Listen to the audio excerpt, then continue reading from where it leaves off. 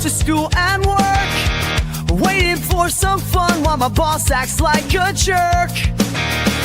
Pro show afternoons, midnight sketch can't come too soon. Afternoon and sketch can't come too soon. But at night I'm filled with dread. I know just what I'll do instead. Come on and follow me. It's time you see for Lorn and Apollo. Time to laugh and learn. Come feel the burn of what the fandom was. What random fun doesn't escape? Isn't it great? Late night with Lorn and Apollo.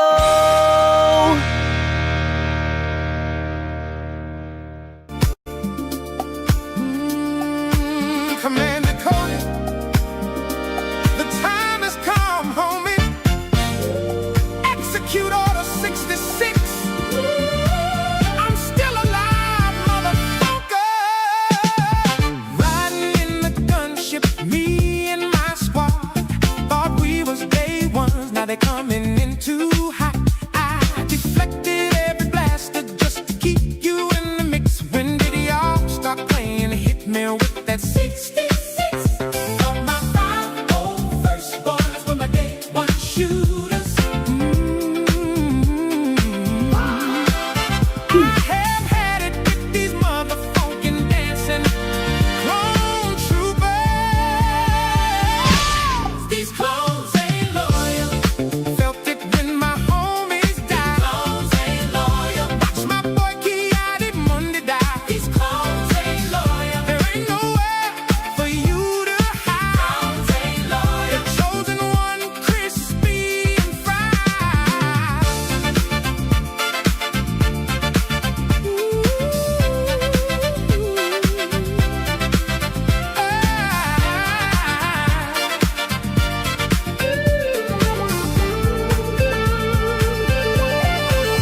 Told that boy Skyway could take a motherfucking seat. Now he marching in the temple with the 501st Fleet. I was slapping on the bass, just getting ready to record. He told me, I think this chancellor is a motherfucking Sith Lord. Got my 501st boys were my day one shooters. I have had it with these motherfucking dancing clone troopers. These clones ain't loyal. He's too dangerous to be left alive. These clones ain't loyal. Watch my boy Kiadi Monday die. These clones ain't loyal. Stepping on my Jedi pride. These clones ain't loyal. Motherfucking Jedi homicide.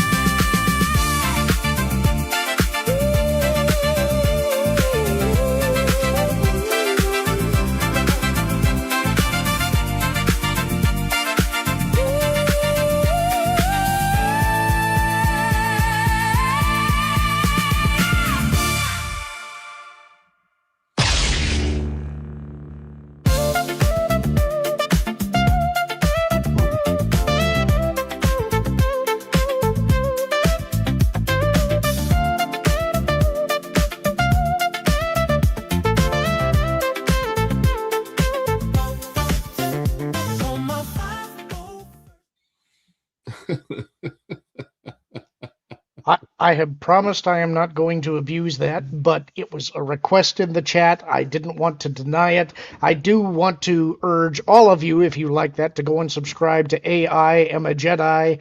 He's got lots of other fantastic videos out there, many of which have lyrics that we can't play on this channel, but I really like that one. It's been a nonstop play since somebody first shared that with me. So there you go. I do have to apologize in advance tonight, guys. I've got a bit of a sore throat, so I may be leaning on some of the other hosts that are here with us tonight if my voice starts to give out. But in the meantime, how are you doing, Kevin?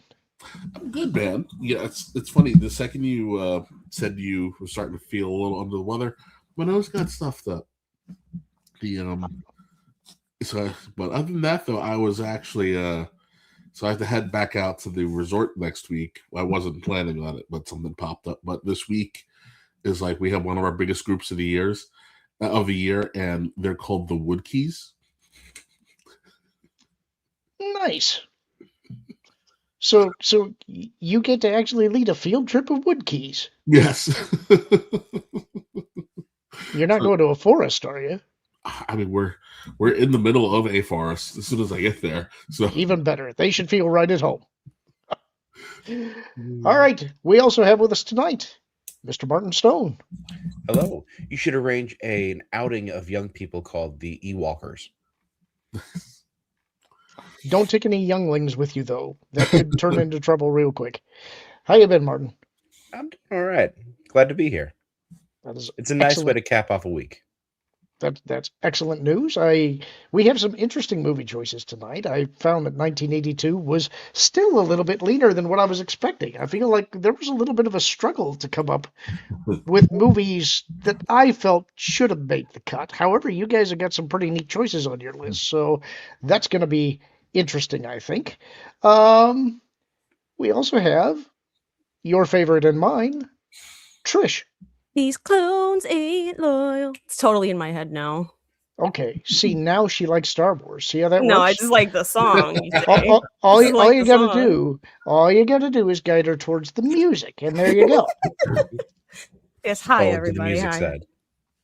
I don't know if you saw it in the background. I was like, I am feeling it. I actually thought you might like that one. I did. This guy has done.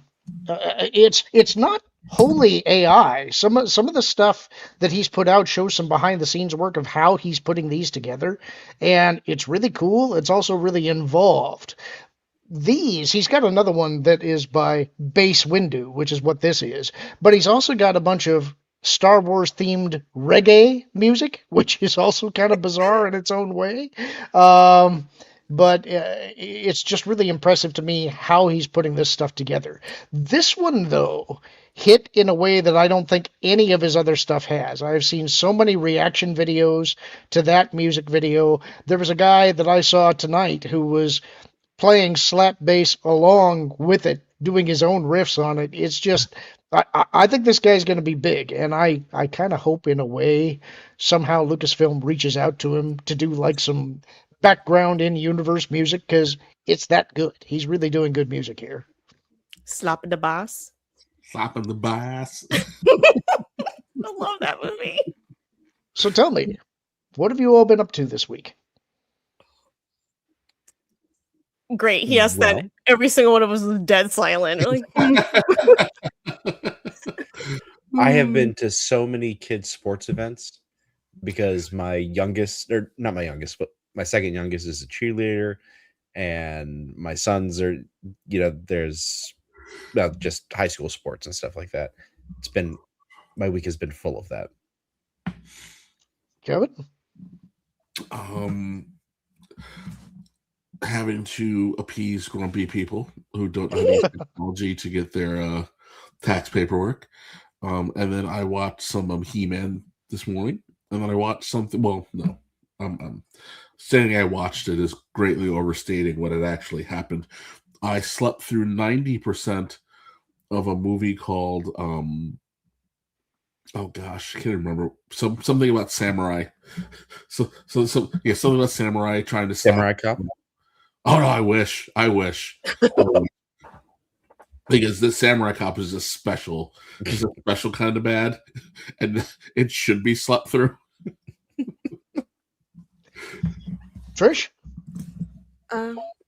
Pretty much, the usual stuff. I always joke, I'm not all that exciting. I did not that long ago start watching Dynasty because nothing today is good, but something from 45 years ago is good. So I started watching that. Slowly gonna chip away at that if I can have the That Dynasty is the Dallas ripoff, right?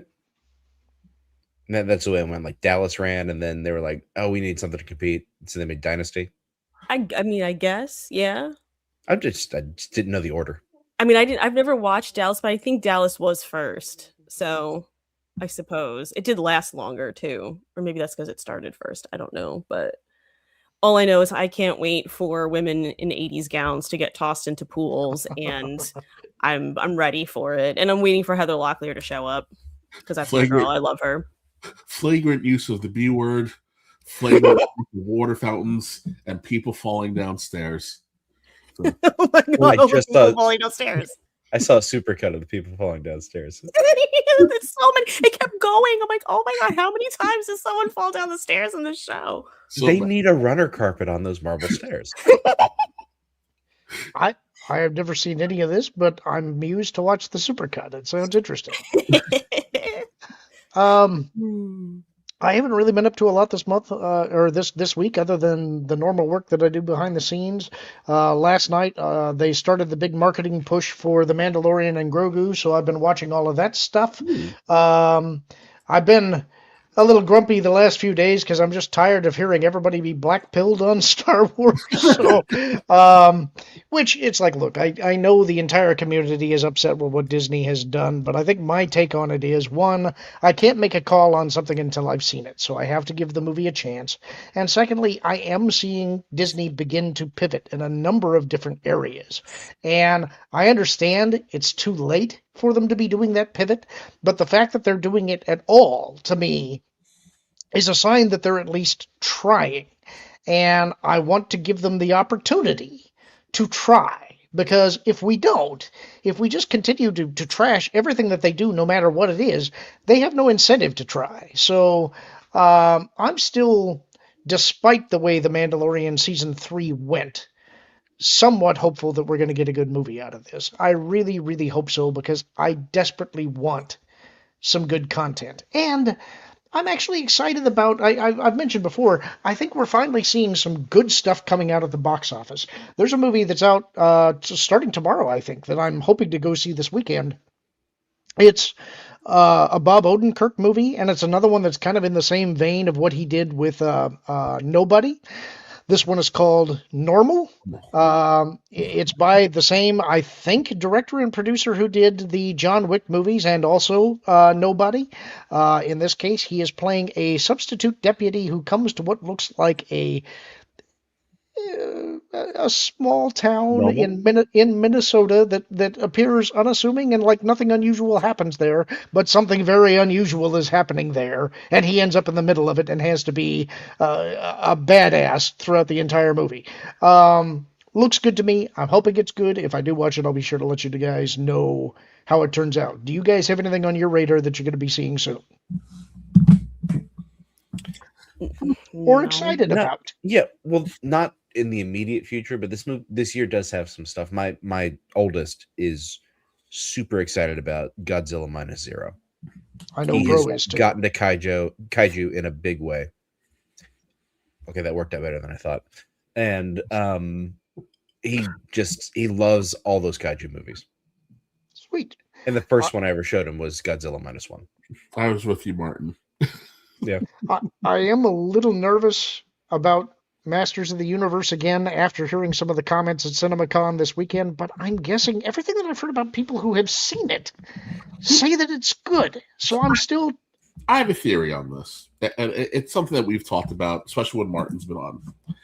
These guys are just going off of the stupid notes that the studio interns gave them, and these studio interns do not know how to speak to men, especially blue-collar masculine men between the ages of 35 and 54. So they love to say things like toxic along with masculinity, and Yeah. it dog whistles its way through. And I still have a ton of faith in this movie.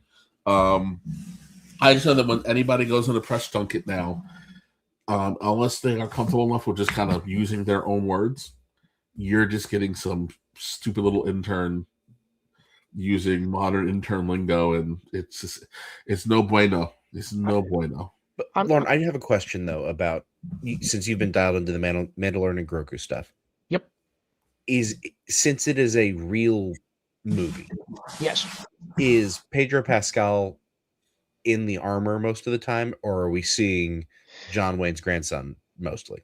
I don't have a sense for whether he's in it most of the time. I know Mhm. that he's going to be in it at least enough to show his face quite a bit. Right. But I suspect it's still going to be Brendan Wayne and Lateef Crowder doing most of the stunts, just because that's what they're there for, and they're really good at it. And people move in a certain way, and I don't think Pedro Pascal can probably move like those guys can. So I've seen my the Summer hunch. Sizzle video. What's that? I said we've seen the Summer Sizzle video. Don't be fooled. Yeah, so I mean, I don't have any information that would say one way or another, but my guess is that that's the way it's going to be. One of the things I am encouraged by, though, and this is something that they've been putting out on all of the promotional material that they've released in the last day or so, is they're taking all of these people, including Adam Savage from Tested and a number of influencers, of course, to go and visit one of the Quonsets where they actually shot some of the scenes, but they've also got a whole bunch of props and things housed there. And they're really showing that one thing that they're doing much different here is because they had more time, they're shooting on location in a number of places. They are building practical sets. They have physical props. It's not going to be so much the volume. In fact, what they're saying is that they're using the volume primarily for lighting and reflections now to cast upon physical sets and props that are in the shot so that they don't have to blue screen in some effects and do stuff like that. So I'm hoping that'll translate to the screen. We won't know till we get there, though. Trish, I know you are not traditionally a movie goer per se, but is there anything on your horizon that you're looking for? Yeah, not really. And that's completely, I will take at least half ownership for that because, like you said, I'm not much of a movie person. So, ironically, on the episode we're doing about movies, but yeah. Well, I think what's cool to me, and part of the reason I'm getting excited about this year, is we've already had Hail Mary. We've had the Super Mario Galaxy movie, which seems to be doing well. There's Masters of the Universe coming up. There's Normal that I just mentioned.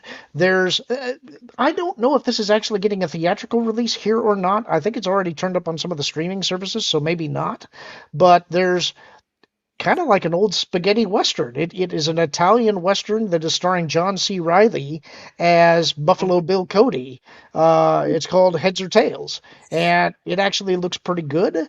There's a movie coming out in September called Pressure that is starring Brendan Fraser as Dwight D. Eisenhower, and Yeah, it involves.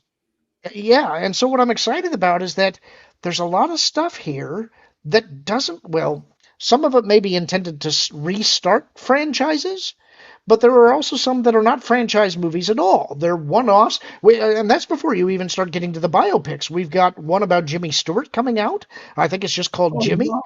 We've got the Michael Jackson one. We've got Michael coming out.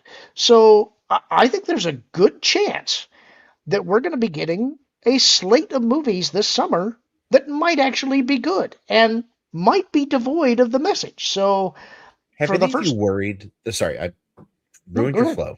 No, Have no, any you're of you good. worried that you had aged out of liking movies? Like it had been so bad for so long that I was starting to go, maybe just movies and trailers and stuff aren't my thing. But after several things that have come out, like Project Hail Mary, like the Mario Brothers Galaxy movie that just came out, no, I thoroughly enjoyed it. It was like being in theaters years ago. I don't think it's that we've aged out of it. I think it's that the studios had decided that we were no longer the target demographic, and they were Mhm. trying to target another demographic that they would prefer to have. And my feeling is that they are finally eating the financial results of that sufficiently that they have decided perhaps we would like to make money again. At least that's what my hope is. But I enjoy movies that are outside my demographic. Like, I think one of the best kids movies that came out in years was a movie called Book of Life, which I think it was Guillermo del Toro had directed. It's sort of like the animation is like animated puppets, like wooden puppets. It's very good. Sort of the movie that Coco wanted to be. Yeah, I understand what you mean about watching movies that are outside your demographic. I do too. But I think that they were actively trying to chase us away. You Yeah, know, I think that's true.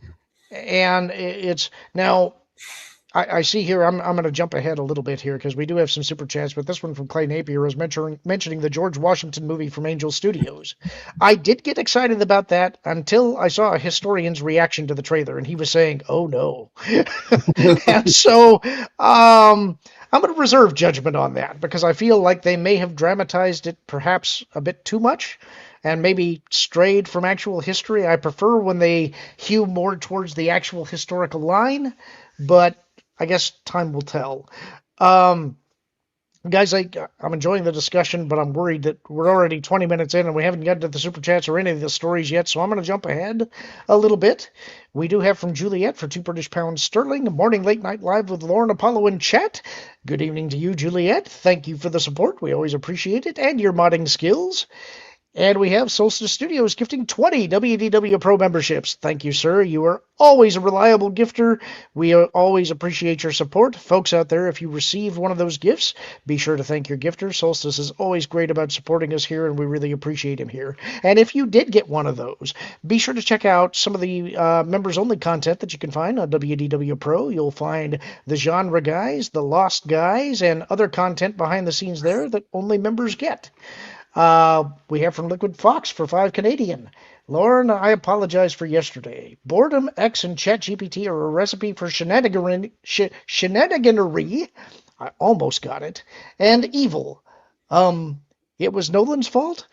Believe me, Liquid Fox, you're not the only one. You'd be amazed at how much stuff people send me that is in the same vein. Clay Napier, we just covered that one, the $1.99 about the George Washington movie from Angel Studios, and I'm not trying to direct people away from that movie. I'm just telling you I'm reserving judgment on it until we get there. And we have from Bruce Newhouse for $1.99. I'm waiting for the Bambi Meets Godzilla sequel. Sequel? How in the world did Bambi survive for a rematch? So that's our super chats for now. Folks, we actually have some pretty good topics for discussion tonight that I think will be kind of fun. Our first one up is Masters of the Universe actress links Tila to toxic masculinity as film's messaging comes into focus yet again by Pamela Fitzgerald at that Park Place. The upcoming Masters of the Universe film is once again finding itself pulled into a familiar cultural conversation, this time following new comments from Tila actress Camila Mendez that tie her character directly to themes of toxic masculinity. The remarks add to a growing pattern of messaging surrounding the project, which has already sparked debate among fans after similar comments from director Travis Knight earlier this year. In a recent interview with Entertainment Weekly, Mendez outlined her interpretation of Tila, focusing heavily on the character's upbringing and emotional defenses. Here's the full quote. It's hard to talk about Tila without talking about her relationship to her father, because I feel like so much of who she is has to do with how she was, I guess, let down as a kid. And I feel like that really built this outer wall around her that's sort of like shielding this inner sensitivity. She's affected by toxic masculinity just as much as the men in the film, and I think she sort of adopted masculinity to protect herself in this very masculine world. It's called He-Man. It's how she survives. She's in survival mode and has been for a very long time. Mendez's comments frame Tila not just as a warrior, but as someone shaped by negative male influences, suggesting that her strength is, at least in part, a response to that environment. This isn't the first time Masters of the Universe has been linked to this kind of terminology. As previously reported, director Travis Knight made headlines when discussing the film's themes, going so far as to describe Skeletor in similar terms. That earlier comment raised eyebrows at the time, though some fans brushed it off as a poor choice of wording rather than a clear indication of the film's direction. With Mendez now reinforcing similar ideas, it's becoming harder to dismiss the language as incidental. The Masters of the Universe toxic masculinity discussion highlights a broader tension that continues to surface around modern franchise films. Stories about flawed characters, personal growth, and complicated relationships are nothing new, especially for a property like Masters of the Universe, which has always explored themes of power and responsibility. But the specific terminology being used here is what tends to shift the conversation. For many, phrases like toxic masculinity aren't neutral descriptors. They're widely seen as progressive coded language used to frame male behavior in a negative light. Once that terminology enters the conversation, it stops being just about character development and starts feeling like a broader ideological statement, pulling the film directly into culture war territory. What's notable is how quickly the conversation around the film pivots when these comments surface. Instead of focusing on the scale of the production, the casting of Nicholas Galitzine, I don't know if that's how you pronounce it, but I'm going to go with it, as He-Man, or the visual direction seen in early trailers, attention shifts back to messaging. That shift can be significant for a legacy franchise trying to appeal to both longtime fans and a new audience. There's nothing inherently controversial about giving Tila emotional depth or exploring her past. In many cases, that kind of character work strengthens a story. The challenge comes when the language surrounding the development becomes the headline rather than the story itself. Culture war films have been box office poison for several years now, with movies like One Battle After Another, The Marvels, Captain America Brave New World, and many more flopping hard at the box office. At the end of the day, the success of Masters of the Universe won't be decided by interviews. It'll come down to whether the film delivers on what audiences expect from the brand: adventure, heroism, and a compelling journey in the world of Eternia. But as long as terms like toxic masculinity continue to surface in promotional conversations surrounding Masters of the Universe, they're likely to remain part of the narrative, whether the studio intends it or not. So, Kevin, you're placing this entirely at the feet of the interns. Yeah, well, I mean, we know how this works. The university program zombie comes and spews university zombie garbage into a susceptible corporate environment. And then corporate drones detached from anything that vaguely resembles humanity allow stupid university zombies to spew their gobbledygook until everybody wants to vomit. I'm a little confused by this because Tila. So none of the women up to and including Evil Lynn in He-Man are impacted by male behavior at all. I have a theory about Teal this, is but raised go on. by an adopted single father. Yeah, like you know. But that's not toxic, is it? Yeah, I think they're flipping the narrative there. That's what I think is going on here. Mm. My sense of the situation is Mhm. that Man-at-Arms failed to defend against Skeletor, and that's why Eternia fell and Adam had to flee. And I'm betting after he failed, he basically abandoned Tila and went on a drunken bender. I think that's why you see in the initial trailer, you see him out of the Man-at-Arms uniform. And I think it takes Adam coming back and rallying the troops for him to reclaim the role as the Man-at-Arms and lead the resistance against Skeletor, is my hunch. Wow, if that's true, then it makes the race show up really racist. I hadn't thought of that, but I mean, this is just kind of what I'm thinking probably happens. I have no knowledge of what the actual plot is, but I figure the way she's framing this, it has to be that Duncan disappointed her in some way, let her down. After the palace fell, Father went for some Eternian milk, and I haven't seen him since you've been gone, Adam. I gather that he probably just sort of lost faith. You know, he felt that Eternia had fallen, the prince was lost, he had failed in his duty, and what could he do? And go ahead. No, it's not. Yeah, I'm assuming there are going to be some major consequences for needing to send Adam off world. It's just kind of annoying because, I mean, I guess the only thing I can think is that because you're going to have to do She-Ra at some point in time. And you mean to tell me that the Eternian army failed horribly on 2 different occasions with both sets of children? The King Randor is that awful a father that he was not able to protect any of his children, from two different but also the same invading army.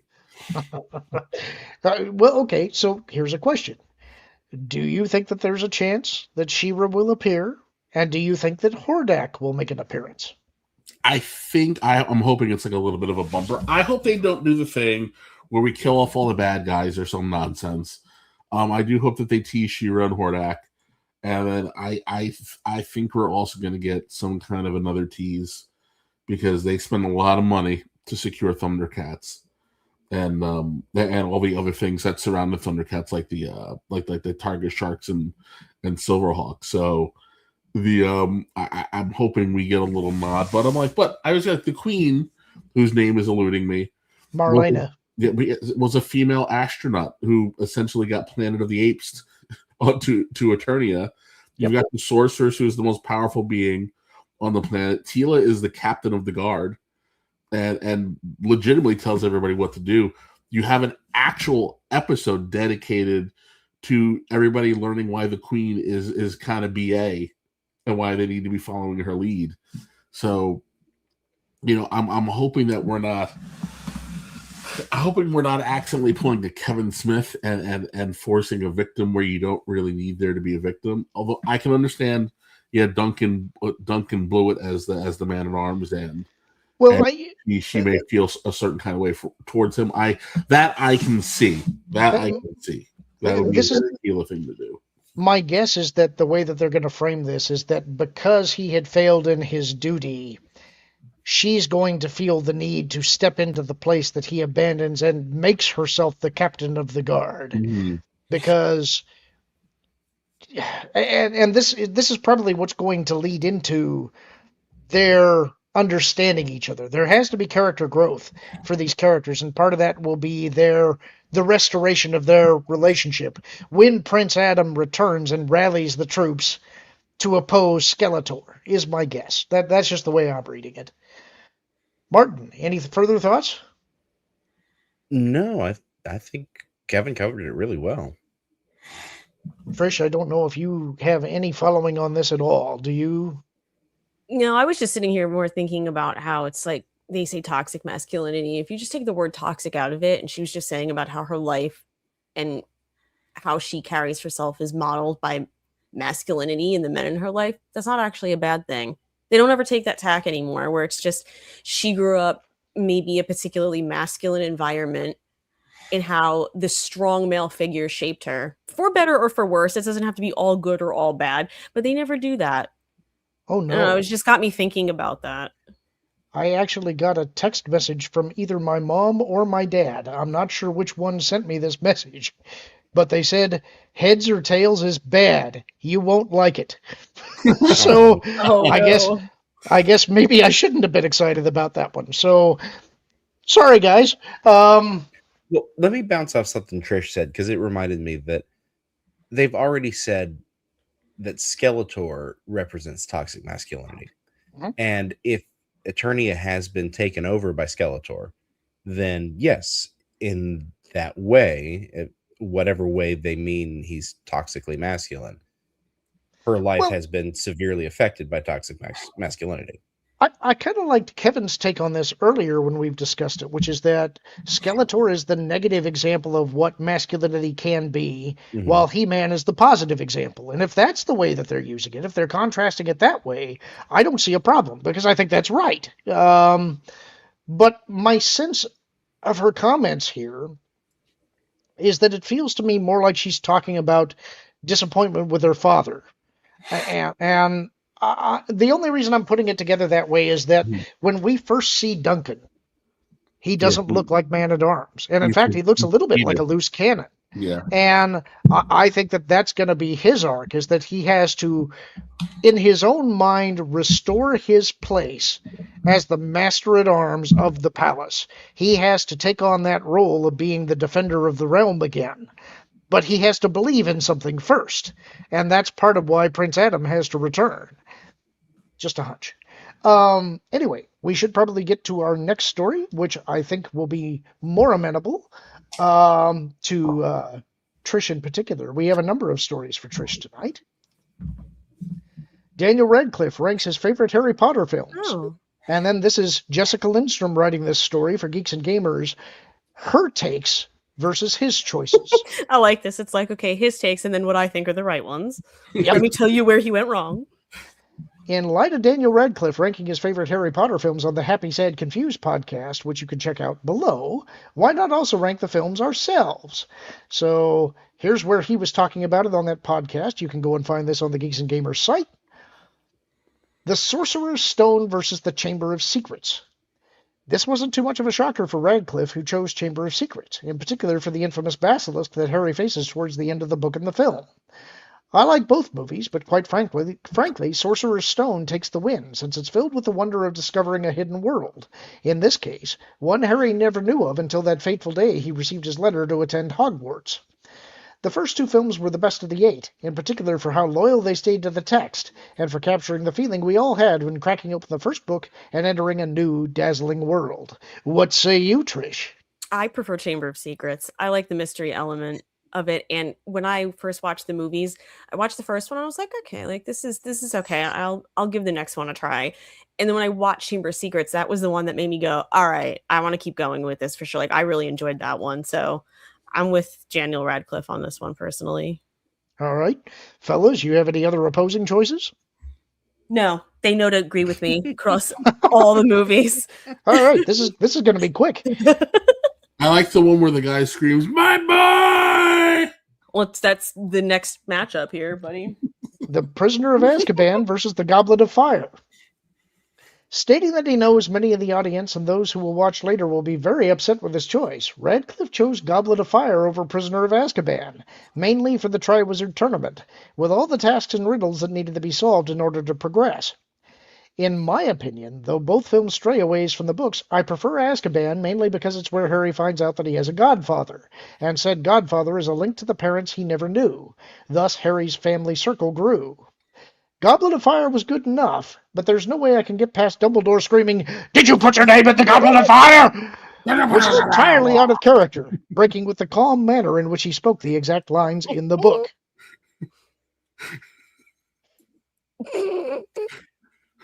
Yeah, table. Gambon's first outing in the series was rough. I prefer Prisoner of Azkaban, the book and the movie, even though I knew the movie is not 100% faithful to the book with Azkaban. But yeah, I just prefer that story better. If someone knows me enough, they know I'm not really crazy about Goblet of Fire. I wasn't crazy about the book. I wasn't crazy about the movie. Like, I wouldn't call them bad. They just didn't grab me. But Prisoner of Azkaban is probably my favorite book and my second favorite movie. And it gave me my favorite character. So there was no way that was going to lose to Goblet of Fire for me. Kevin chooses Goblet of Fire, we know, because of my boy. Anything to add, either of you? No. Oh, and the part where Voldemort goes, Although ironically, yeah, that part of the book of Goblet of Fire where Voldemort like comes back is one of my favorite parts of any of the books. So it's kind of funny that a book I didn't totally die over on the whole has one of my favorite things in the whole book series. It's kind of funny how that works out. The Order of the Phoenix versus the Half-Blood Prince. Now, for this one, I will agree with Radcliffe in his choice of Order of the Phoenix, which, out of the two, felt closer to the book. It's honestly a complete shame how much the film adaptation of Half-Blood Prince was ruined, turning it from Harry finally being able to journey along with Dumbledore as they put together the pieces of Tom Riddle's past, to a melodramatic British teen drama with the faintest sprinkling of this mystery of the little boy who would become the most evil, powerful wizard the world had ever known. Would you? I don't want to be like, I prefer Order of the Phoenix movie better, but I prefer Half-Blood Prince the book better. So it's very, very specific for me with that matchup. Anybody else? Yeah, come on, guys. No, I was saying that the Half-Blood Prince movie just cuts out so much stuff, and a lot of it is context that's important later. The book is so much better than the movie story-wise. Like, I watched the movie first, and I was like, okay, like, this is fun or whatever. And then when I got to the book, I was like, this is nothing like what I watched. This is so good. So, yeah. Next up, we got Deathly Hallows Part 1 versus Deathly Hallows Part 2. Radcliffe's choice out of the two was Deathly Hallows Part 2, and he was rather quick in his answer. But as for me, neither. I could write a 1,000-page-plus essay about how these films failed to stay true to the novels in terms of what was cut and what was kept, how some scenes were portrayed, the whole lot. But I'll just say that what angered me the most was the end of Deathly Hallows Part 2, and what it decided to do with the Elder Wand instead of, going with Harry's plan that he only told Dumbledore's portrait in the headmaster's office. Spoilers. Which did not involve snapping the wand in half and tossing it into a ravine, but putting the wand back from whence it came, and telling no one until the magic disappears, which would be when Harry passes away. It's also not at all a shock that Daniel Radcliffe, the original Harry Potter actor, would be asked for his favorite Harry Potter films now, with HBO's upcoming reboot and the full cast audiobooks releasing each month on a monthly schedule from November 2025 to May 2026, with the first book debuting November 4th, 2025, and the final book set to release May 12th, 2026. While the books and films remain beloved, the current HBO reboot is on very thin ice amongst hardcore fans, who have only ever wanted the faithful adaptation from the start. But with one member of the cast being the odd one out, it's hard to get excited to watch a show that has so drastically changed such an important character, solely to virtue signal about DEI. Despite this, it would be ignorant to say that this reboot won't get views, because it will. But again, we shall all see just how long those viewers stick around after its Christmas debut. Yeah. Well, even, the Black Snape of it all aside, I don't like some other things I heard coming out of people's mouths with that show. So I don't even think it's just going to be that. That's the problem. I've heard the word reimagining a couple of times. I've heard showing you things that weren't in the books a couple times, and I'm like, I'm out. It's not even just the one thing at this point. I've heard like 3 or 4 different things that I just do not like. But how do you feel about the Deathly Hallows 1 versus 2?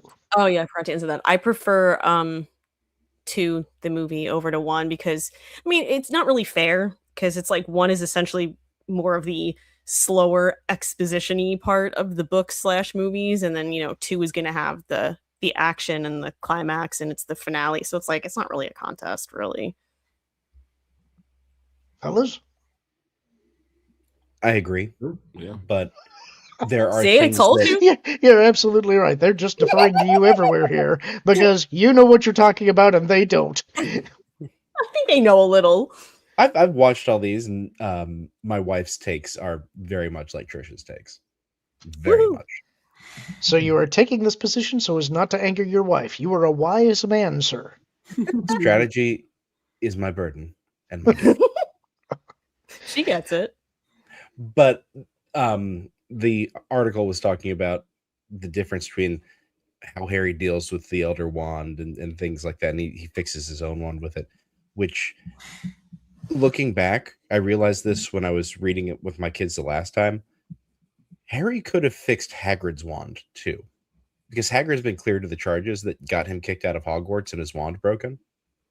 He could have done a solid for the guy who pulled him out of the Dursleys' house. I never thought of that. That Could have Harry's fixed just that a pink jerk. umbrella. Yeah, I know, So, right? Brat. Oh, Harry's he's so selfish. Harry's selfish. Unless he's giving you the gift of death. The way he said, just the look on his face, like, yup. Our next story is also Trish-centric, and I know that you're going to get excited about this one. Blake Lively, a self-inflicted career implosion. This by Culture Casino, who I know was also excited to write this. Blake Lively went into 2024 riding high. After sidelining her acting career for her brands, she starred in and produced It Ends With Us, a drama adapted from Colleen Hoover's novel. Go ahead, snort derisively. It's just in quotes around her brands. Like, it's just dripping with the attitude I love to see. This was a property Justin Baldoni's production company, Wayfarer, acquired from the author with designs of turning all books to films. The film cost $25 million and grossed over $351 million worldwide, hitting $100 billion domestically in just 11 days. It looked like a career triumph and potential launchpad for a sequel. Instead, it became the flashpoint for one of the messiest public feuds and legal battles in recent Hollywood memory. The promotion campaign for the movie quickly soured. Lively faced backlash for a tone-deaf marketing approach which was pushing her Blake Brown hair care line. She was encouraging fans to bring their florals and appearing to sidestep the film's heavy domestic violence themes. Guys, we gotta have brunch and just party while I get abused. Grab your friends, grab your florals, go watch the movie. Domestic abuse is so much fun. Behind the scenes, tensions with director and co-star Justin Baldoni boiled over. In December 2024, Lively sued Baldoni and his production team, alleging sexual harassment, a hostile work environment, and a coordinated smear campaign against her. 10 of her 13 claims were recently dismissed by the presiding judge. More on that in a moment. Baldoni fired back in early 2025 with a $400 million countersuit.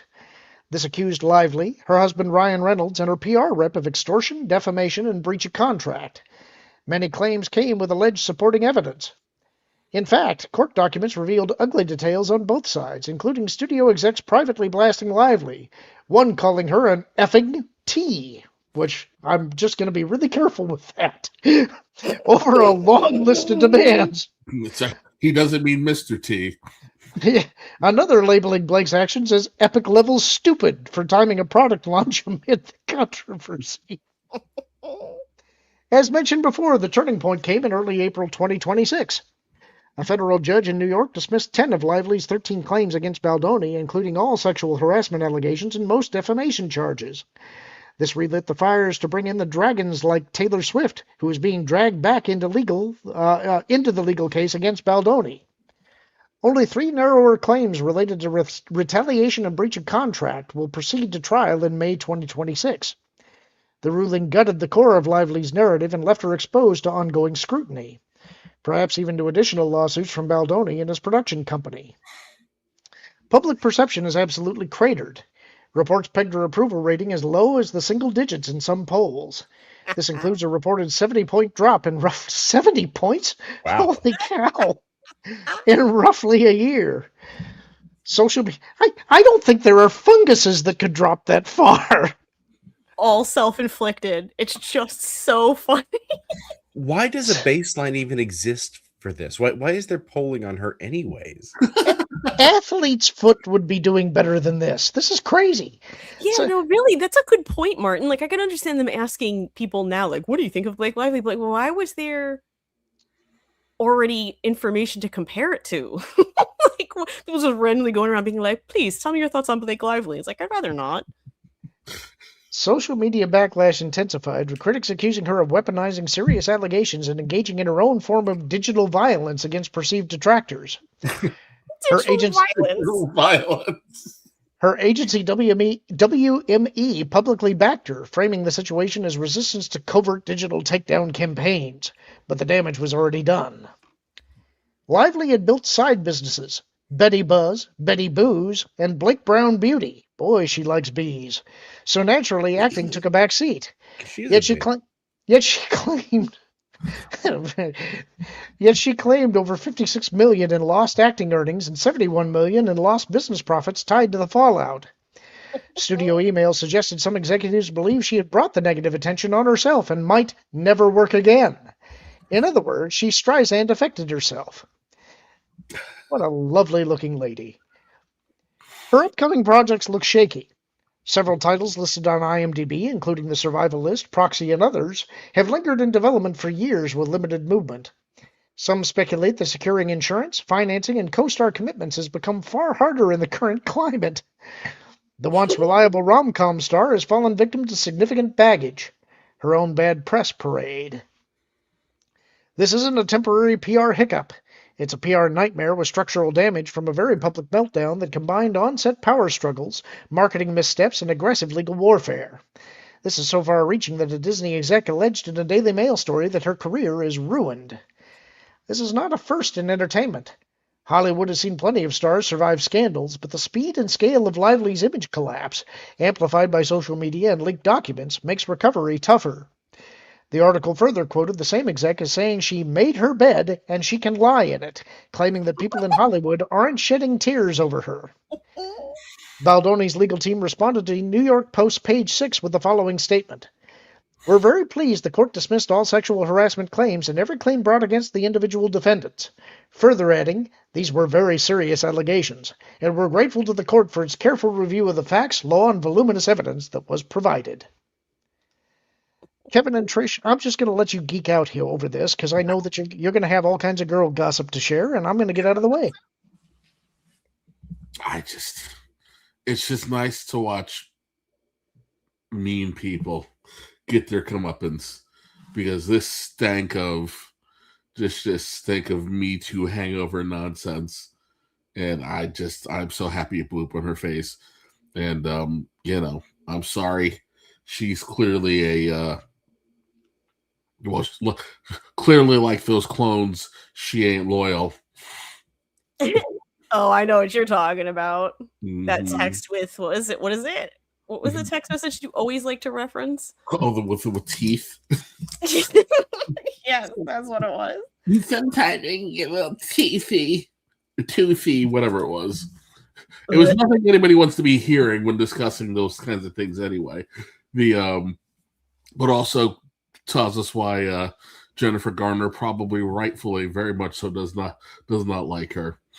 But I'm also very disappointed in Ryan Reynolds for being a very soft simp of a man. I mean, don't get me wrong, I'm not defending him because I think he's probably far more atrocious than he ever let on. But I do think that with this in particular, he was sort of in a no-win. You leave her and you look like you're just leaving your wife in the lurch and you care more about your career than your family. But then if you stay by her, you get her stink all over you. So it's like he was going to go down with this either way, I think. Well, I know. Well, her stupidity, she cracked the door open for everybody to come out and start telling the truth. Yup. All right, so I'm torn here because there's a number of other stories that we can get to, but one of them is also a Trish story. I don't want to dominate. No, it's okay. I knew we were going to get good mileage out of this, and it's related to this one as well. I want to make sure we've got time for our movies, but there are 3 other stories that we could do. One is The Mandalorian and Grogu final trailer. One is Disney making enemies to save Avengers. And one is Avengers Doomsday CinemaCon trailer breakdown. Of those 3, what would you gentlemen like to cover quickly? What was the middle one again? Disney makes enemies to save Avengers. I think that one's a little more interesting because I didn't watch the CinemaCon trailer, and actually was hoping that if you notice, I had sent you a link with my final movie. Oh no, the laughter after saying it, I can't wait. I don't think I got that. No, I didn't get that from you unless you sent it somewhere other than normal. Let me go. I see it. It follows the poster, and then immediately there's a YouTube trailer in the chat. I'm not seeing it. Hold on.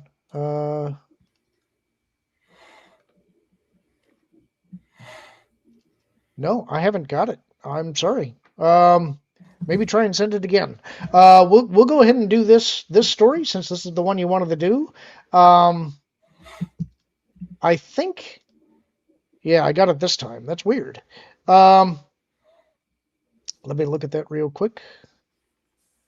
Oh, you sent the trailer. Okay. Well, I sent the poster, but I also sent the trailer. I reviewed it. There really shouldn't be anything that rings the alarm bells. Okay, remind me when we get there. Let me cover this story real quick. Pro wrote a lot on this, so we may just kind of summarize it a little bit. Disney makes enemies to save Avengers. Infinity Vision insults IMAX and theater owners. What? CinemaCon 2026 was a disaster for Disney, but not everyone is saying so just yet. On Thursday, the Walt Disney Company announced a brand new certification process for premium screens that just so happens to coincide with the release of Marvel's Avengers Doomsday. Disney's newly announced Infinity Vision looks far less like innovation and far more like branding camouflage for a problem the studio created itself. By Disney's own description, Infinity Vision is not a new projection technology, not a new screen format, and not some revolutionary theatrical breakthrough. It's a certification program for premium large format auditoriums that already exist. Disney says Infinity Vision will certify theaters that meet technical standards such as large screens, laser projection, and premium audio, and it noted that there are already more than 75 domestic and 300 global exhibitor PLF locations currently available to moviegoers. In plain English, Disney is putting a new label on premium screens that were already in the marketplace. And why? Because Disney isn't willing to move the Avengers to a week earlier on the schedule where they would face no competition. Why? Because they're going up against Dune. Yeah, but like, why wouldn't they move it then? They don't want to be made to. They don't want to appear to be made to blink. Do you guys actually know when this movie's coming out? Like the actual date? Because I don't. So they could change it, and I honestly wouldn't know. It's in December, right before Christmas, I think. Yeah. Instead of making obviously more money, the House of Mouse is trying to strong-arm theaters into giving Marvel more screens versus the new Dune movie. This is the epitome of hubris and stupidity. There's free money to be made, but Disney is instead playing a game of dirty chicken using one of the most expensive, i.e. risky, films of all time. That's why the announcement feels so underwhelming. Infinity Vision is being sold with the language of a major advance, but the substance is much thinner. Disney is not unveiling a new format in the way IMAX built a brand identity around a distinctive theatrical proposition. It's certifying other people's auditoriums and then marketing that certification as if audiences are being given something fundamentally new. Even Disney's own language gives the game away. The company says the goal is to help audiences identify the best theatrical experience and to make it easier to find certified auditoriums when buying tickets. That's a locator and branding exercise, not a technological leap. The timing makes Disney's motive look even more obvious. The company said Infinity Vision begins with the September re-release of Avengers Endgame and then continues with Avengers Doomsday in December. That matters because Avengers Doomsday is still set for December 18th, 2026, the same date as Dune Part 3. At the same time, reporting around the release date standoff has made clear that IMAX access is a central issue, with speculation that Doomsday might move because IMAX screens are committed to Dune Part 3. IMAX has also already put early Dune Part 3 70mm screenings on sale for its December 18th opening. That makes Infinity Vision look less like a bold theatrical strategy and more like Disney's attempt to build an alternate premium screen marketing umbrella because it cannot control the IMAX situation. If Dune Part 3 is locking up the most desirable IMAX real estate, Disney appears to be responding by telling consumers, in effect, here are other premium screens too. That is not a position of strength. It's a defensive maneuver. Worse, it's a defensive maneuver dressed up as an industry initiative. And that is what makes the move so frustrating from a box office standpoint. Disney had a much simpler and much smarter option available. The studio could have moved Avengers Doomsday up 1 week. As of Box Office Mojo's current domestic calendar, the December 4th frame is Violent Night 2 is the only listed wide release, while the December 18th frame is where Avengers Doomsday currently sits, before the holiday corridor begins filling in later with titles like The Angry Birds Movie 3 and Jumanji Open World. They made another Angry Birds. They made another Jumanji? You guys are so excited. The week before Doomsday's current date is notably lighter than the date Disney is insisting on keeping. Shifting Avengers Doomsday earlier would have given Disney a cleaner runway, a stronger premium format footprint, and a better chance to dominate conversation before Warner Bros. Unleashes the latest Dune. Instead, Disney appears to be clinging to a head-to-head date and compensating with a certification badge. That's not what confidence looks like. It looks like a studio trying to avoid the embarrassment of moving while also scrambling to soften the consequences of not moving.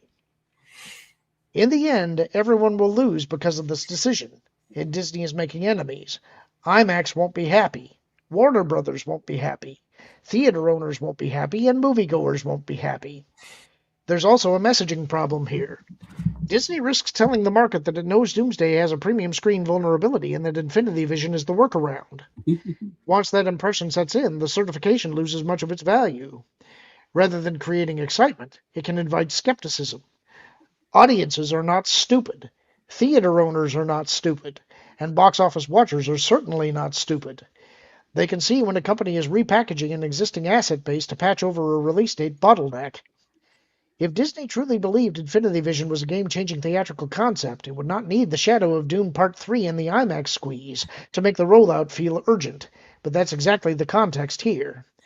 The optics strongly suggest that Infinity Vision exists because Disney wants a branded answer to the premium screen battle it may already be losing. That's why the move feels reactive rather than visionary. In the end, Infinity Vision may help some moviegoers find a nicer auditorium. Fine.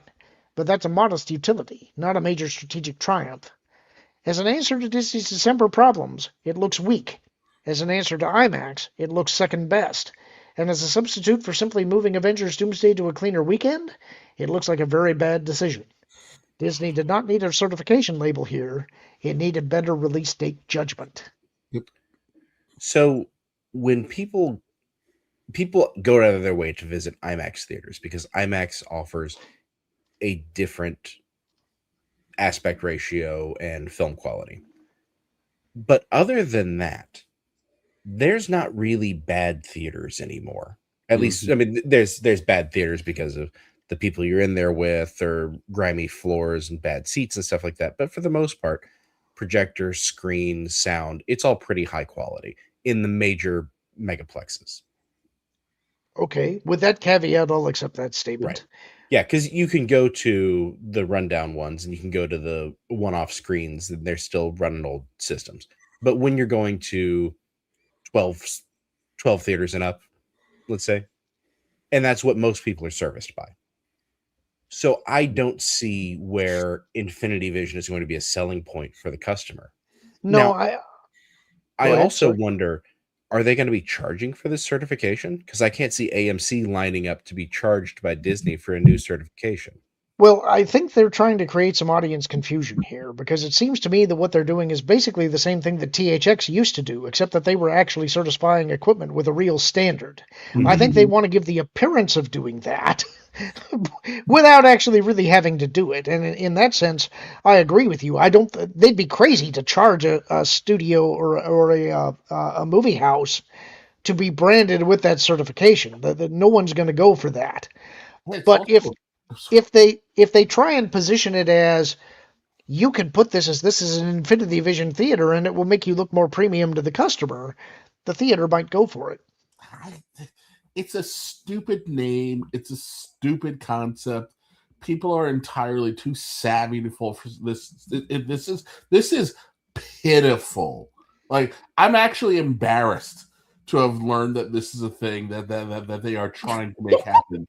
Just move your stupid date and accept that there's another franchise out there that is probably a little more popular after you decided to jam the woke train down everybody's keister over the last 10 years, and no one cares about the multicultural Avengers.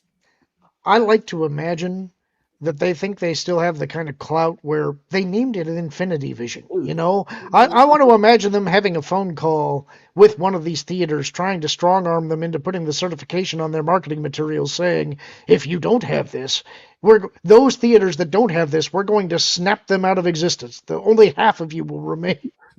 We need that clip from Community. Where's the Professor Chang clip?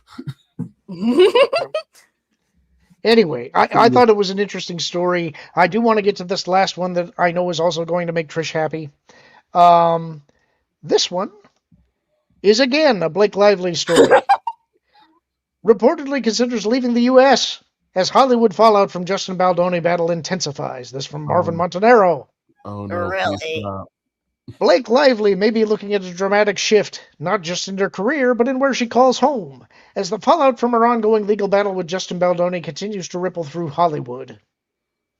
According to a new report, the Gossip Girl alum and her husband Ryan Reynolds have discussed relocating to the United Kingdom, potentially splitting time between the UK and the United States.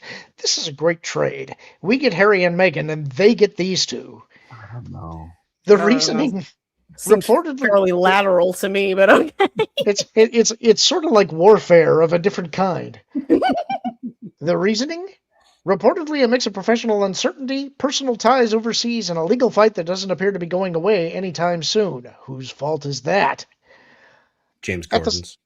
At the center of the situation is Lively's highly publicized dispute with her It Ends With Us co-star and director Justin Baldoni, a legal battle that has already seen major developments.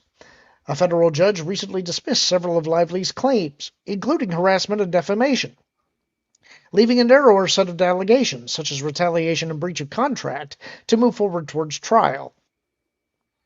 That trial is currently expected to begin in May 2026, but the courtroom isn't the only place where consequences are being felt. Industry chatter cited in the report suggests that many in Hollywood are keeping their distance, with insiders claiming Lively is no longer receiving the same level of interest for roles or brand partnerships. If true, that's a significant shift for an actress who, not long ago, was considered a bankable name with mainstream appeal. One factor reportedly influencing the couple's thinking is Reynolds' growing connection to the UK through his ownership stake in Wrexham AFC. That connection has apparently sparked conversations about whether Lively could rebrand her career overseas, away from the current Hollywood climate. It's a notable idea, and one that raises an obvious question. Is this a strategic reset or a reaction to a shrinking runway in the U.S. movie industry? Of course, leaving the U.S. isn't a simple decision. Lively and Reynolds have 4 children, and according to reports, their schooling, friendships, and daily lives are rooted in America, making any full-time relocation complicated.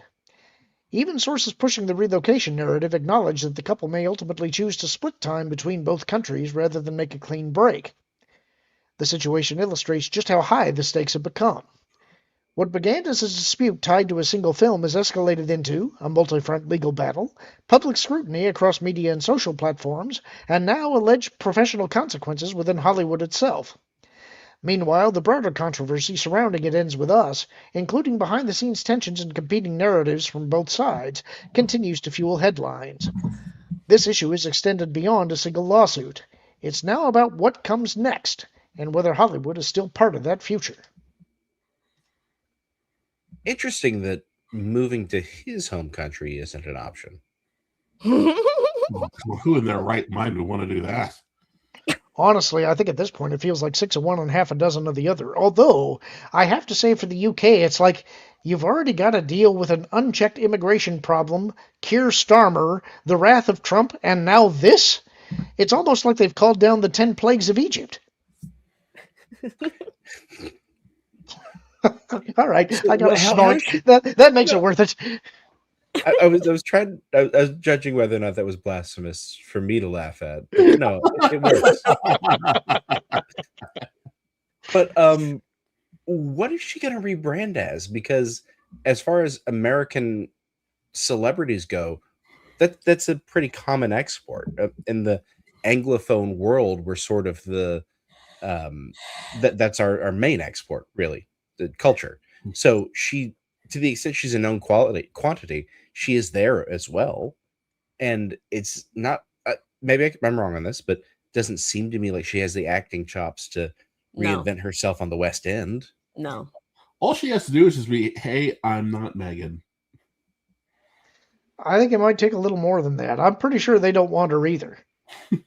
Although, I don't know how they would feel about Ryan Reynolds. You know, maybe he's got a more favorable reputation over there. I don't know. Well, the money he's spending on Wrexham is that would buy him some goodwill. Yeah. I was going to say, I think it depends on that football club, right? Well, the whole narrative of them wanting to put something behind a team that had fallen in the leagues and see if they can make it work for the fans. That's a great narrative. That's a wonderful story that people relate to. Well, that's going to be the stories that we covered tonight. We do have some super chats to get to. This is Clay Napier from $9.99 responding to what I said about the young George Washington movie. I agree it will be dramatized by playing off the stories of how he was bulletproof and how American Indians had esteem for him as he could not be killed. I love American mythology. It can be real. So, I don't know. I am still interested in seeing the movie. I think it had a fantastic trailer. I just hope that they hew relatively close to the historical truth. Michael Steele for 5 Canadian. Sorry, Trish. Watch some Supernatural, and the 67 Impala is the best part of the show. Okay. Sorry you didn't enjoy it more. You know, And Well, no, I'm not gonna get upset about it. it may be that he loved the Impala that much. I'm fair. It's not the tone I was getting from that, but that's true. wow, this is a bold take. G Compos for $20. In 1982, Tron was my favorite movie. Now in 2026, Tron Ares is my favorite Tron movie. One of the best 4K movies I own. Have a great night. Now, I haven't seen it yet, Neither have I. but the idea that Ares would overtake Legacy for you is kind of impressive to me. I that might actually make me want to see it. I wanted Tron Ares to be good, but everything that I heard about it said that the Jeff Bridges cameo was just that, and that it didn't fit into the broader world of Tron. So I hadn't watched it yet. This might make me change my mind. Kevin, have you seen it? No. I'm not going to. I'll be very honest. I keep trying Tron, and it's varying degrees of I don't give a poop about what's happening, and I want to because it's so pretty. Even in the '80s, I remember sitting in I think it was during Hurricane Gloria, watching on Fox 5, and I think this is supposed to be cool. The motorcycle things are really interesting, but I just It's not for everybody. I get it. It's the original Tron. I loved it as a kid, but watching it now, it's a little painful. I understand why it made the waves that it did at the time, but I'll admit, I liked Legacy. I thought Legacy was pretty good. Crickets. Okay. I was muted. I thought Legacy had some of the best use of 3D of its era. I loved Michael Sheen going full Bowie. Yep. That was wonderful. And Daft Punk's music was practically an additional character. Yeah, everybody says that the soundtrack is what made the movie, but I like both. I actually thought that it was a better movie than it got credit for. This is one of the rare cases where I sort of wish that they would do a special edition to redo the de-aging effects to make it look a little less plasticky, but other than that, I have no real complaints about it. We have Tennille the 10th for 5. The solution is obvious. We contrive a way for both dunce duos to take their careers to South Korea where they can be Johnny Somali'd. He wants to imprison them? Might be the best for everybody involved. Who knows? Throw him in prison. Michael Steele for 5 Canadian. Welcome to Wrexham got 3 more seasons, and no one in the UK cares who she is, honestly. I mean, I would not blame them for caring, because, you know, what is there to care about, nobody really? here really cares, other than this crazy story. That's true, honestly. And then we got Liquid Fox, member for 4 months, saying, have to go. Have a wonderful weekend, everyone. And you too, Liquid Fox. Hope you have a good one. That's it for our super chats for tonight. We're running short on time, so we may speed through these a little bit, but we are going to get to our movies of 1982. Trish, we're starting off with you. Yay! You're first. E.T. I mean, you know, it's E.T. I really respect that Steven Spielberg turned around and said no when they wanted to make another E.T. movie back in the day. Oh God, are you doing because it makes me think of Scrubs, and that was how I knew I was going to enjoy Scrubs in the pilot. I just laughed so hard at Turk doing that, at Elliot saying her name. I mean, you know, it's E.T., right? Like, did you know that they actually did write a novel sequel? Did they really? No, I did not know that. There is a novel. I never read it, but they did put one out. And Spielberg did kick around an idea for a second one that he is now ultimately glad he didn't make. Yeah. Did you know that E.T. is actually in Star Wars? Him personally or his species? Well, E.T. stands for extraterrestrial, so yes. Ooh. That's my Uno reverse card, Martin. Is Alf in Star Wars? Because all of them are alien life forms. Oh. I wish Alf. God, I want Alf to be in it so badly. Use the Force, Luke. I I do think that it's funny that Yoda appears in E.T. and E.T. appears in the Phantom Menace, so Yeah. that's kind of cool. Oh, You're next. they're here. Can I do it? Go ahead and go for it. You remove the headstones, but you didn't remove the bodies.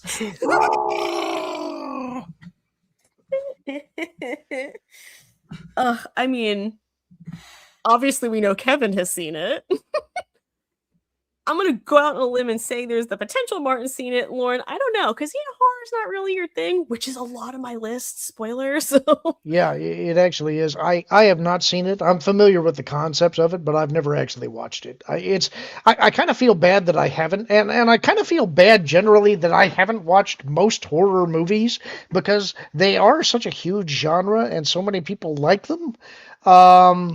I feel like I could probably go back and watch 80s stuff and probably like it. I don't know that I would like anything that came out after that, is kind of my feeling. I would tell you potentially 90s, potentially, but I don't know that you would like anything from the 21st century. I don't see that happening personally. Yeah, see, Kevin doesn't either. Yeah, I don't know.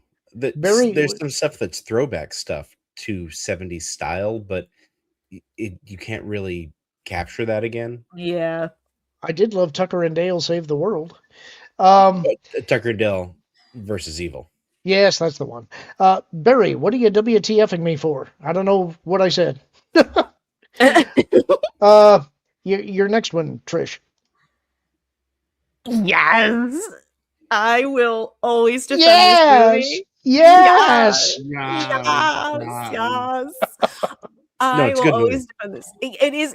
Listen, John Carpenter had the right idea. Halloween should be an anthology series. It shouldn't always be about Michael Myers. He was proven right when how absolutely off the rails bug nuts the series went that they couldn't even keep track of it. And there's literally alternate timelines. He was completely right. This movie is starting to get its flowers now, I feel like, because, Yes. there's distance from it and we have the hindsight of seeing what would come afterwards. It takes a weird hard right in the last 10 minutes. Yeah, but I roll with it. And there's some unexplored stuff like the alcoholic doctor father. They never really put a pin on that, but they imply it pretty heavily. It's So- 80s.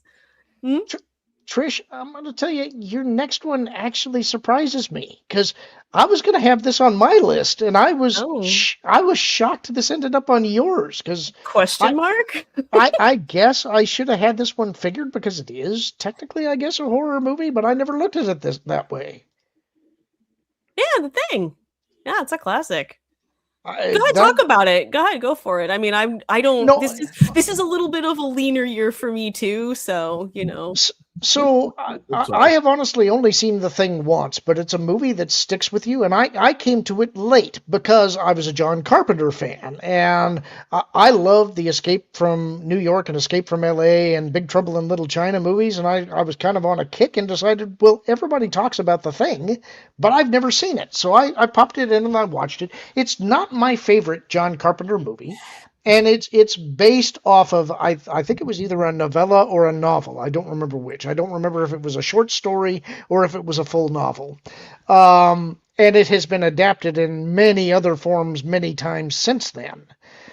What impresses me most about this movie, though, is that at the time that it was made, the creature effects that they managed to create, and Carpenter always operates on a lean budget and creates tension like nobody's business.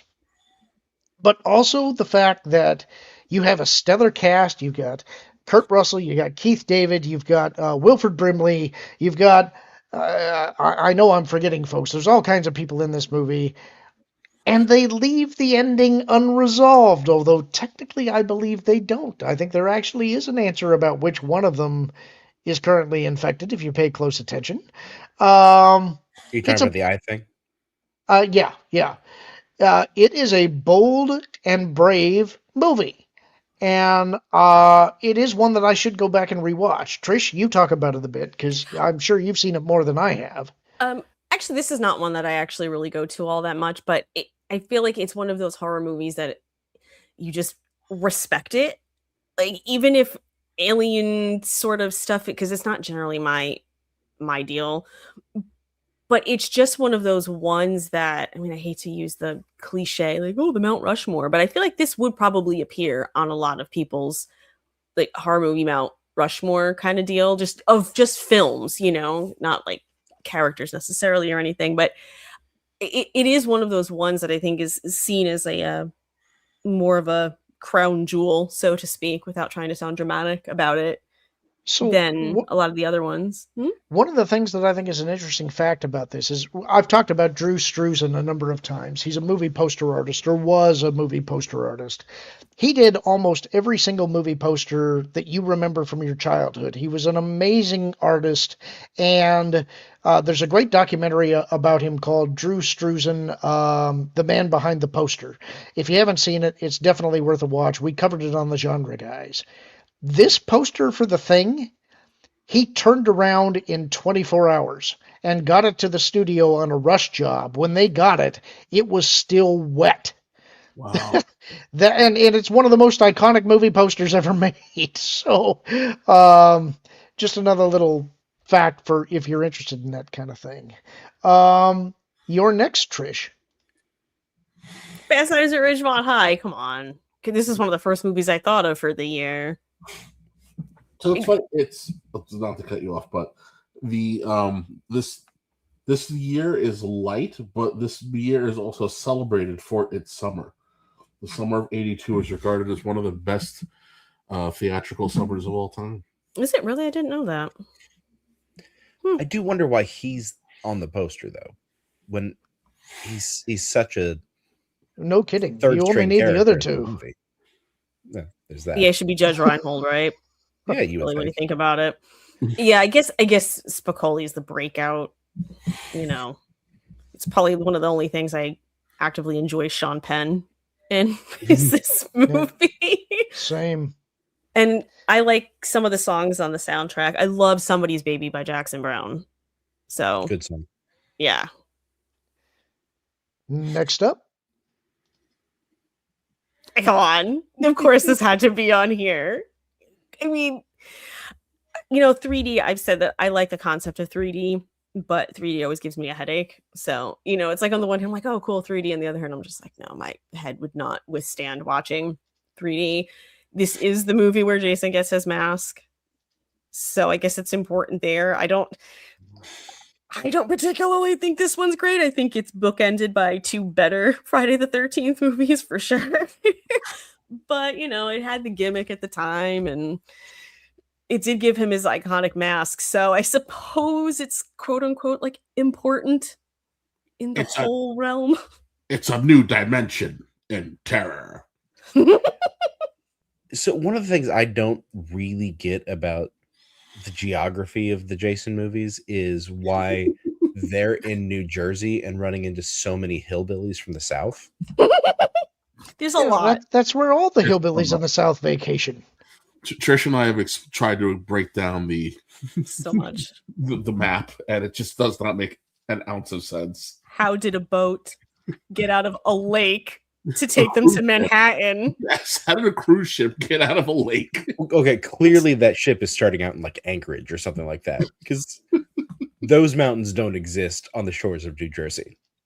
It's just, I look at it, I go, it's a lake. A lake. Anyway, that has nothing to do with this movie, so we shan't get into it now.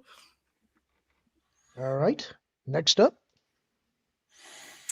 This is an actual anthology horror movie series. This did what Halloween should have done. And I believe it is the first screenplay Stephen King wrote? My facts are failing me now. Someone in the chat probably remembers better than I do. But yeah, I mean, I know they made other Creepshow things afterwards, but I think outside of the second Creepshow, like Stephen King has like nothing to do. Like, I think they made a show recently. Yes, if I'm not crazy.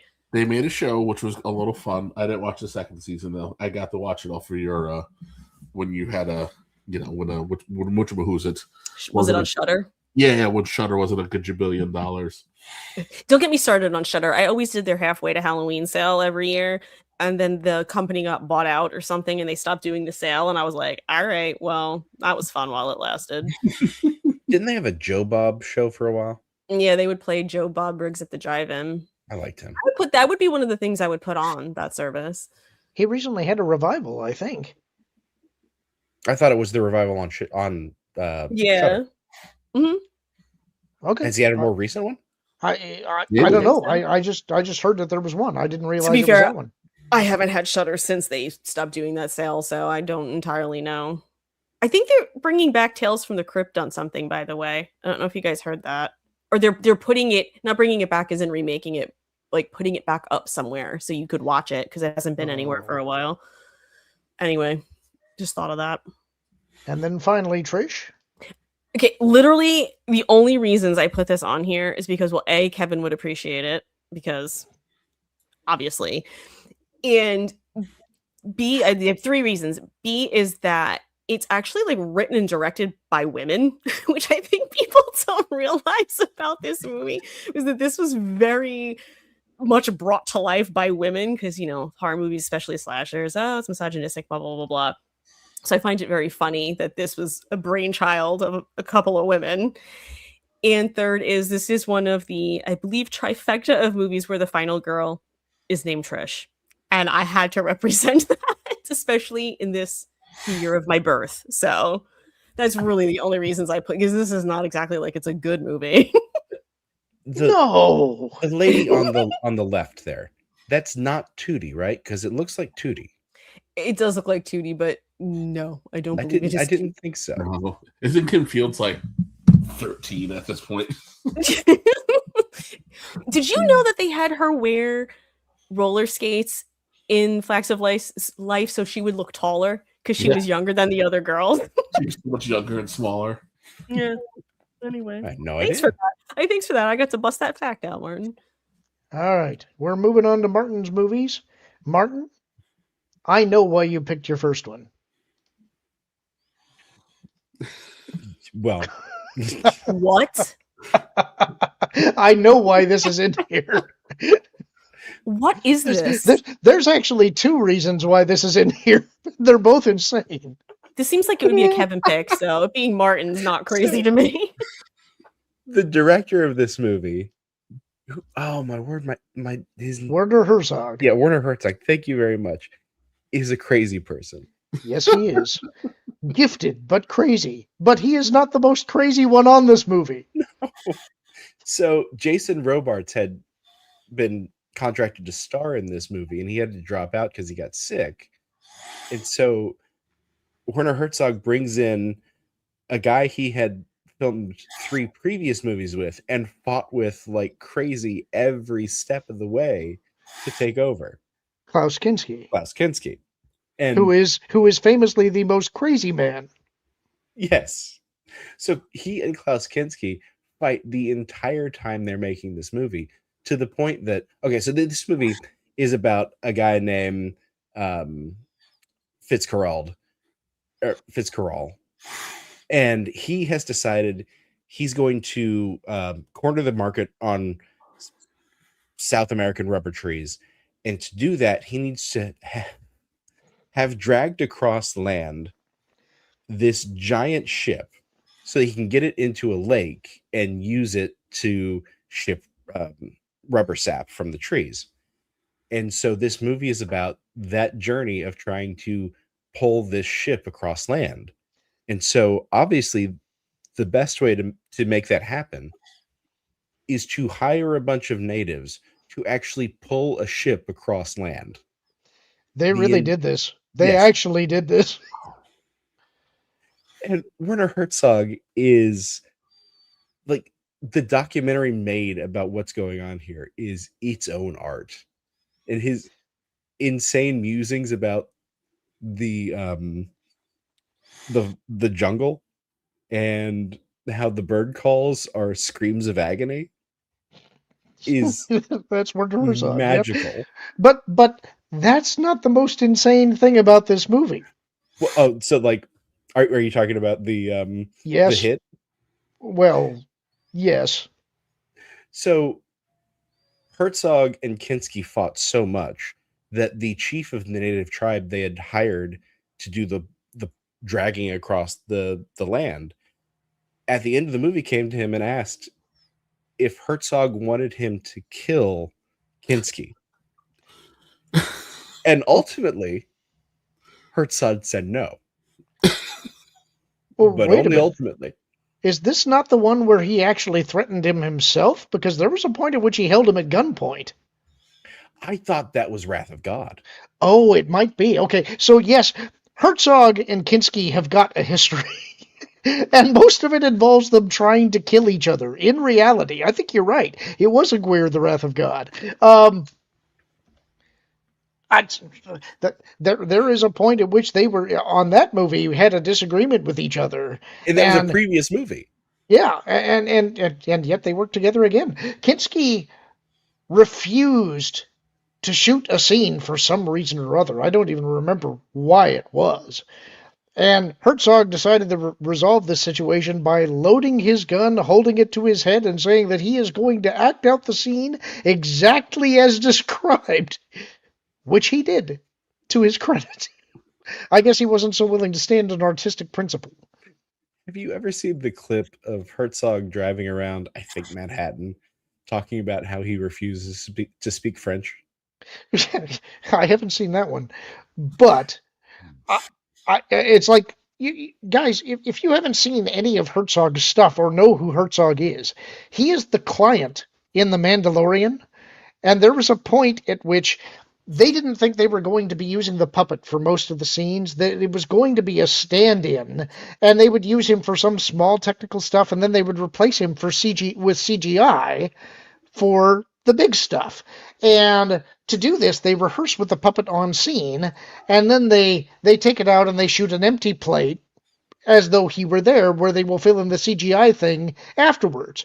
And Herzog kept calling them cowards for doing it because the puppet was so good. And I am partially convinced that they agreed to do it with the puppet because they were afraid of Herzog. That's probably true.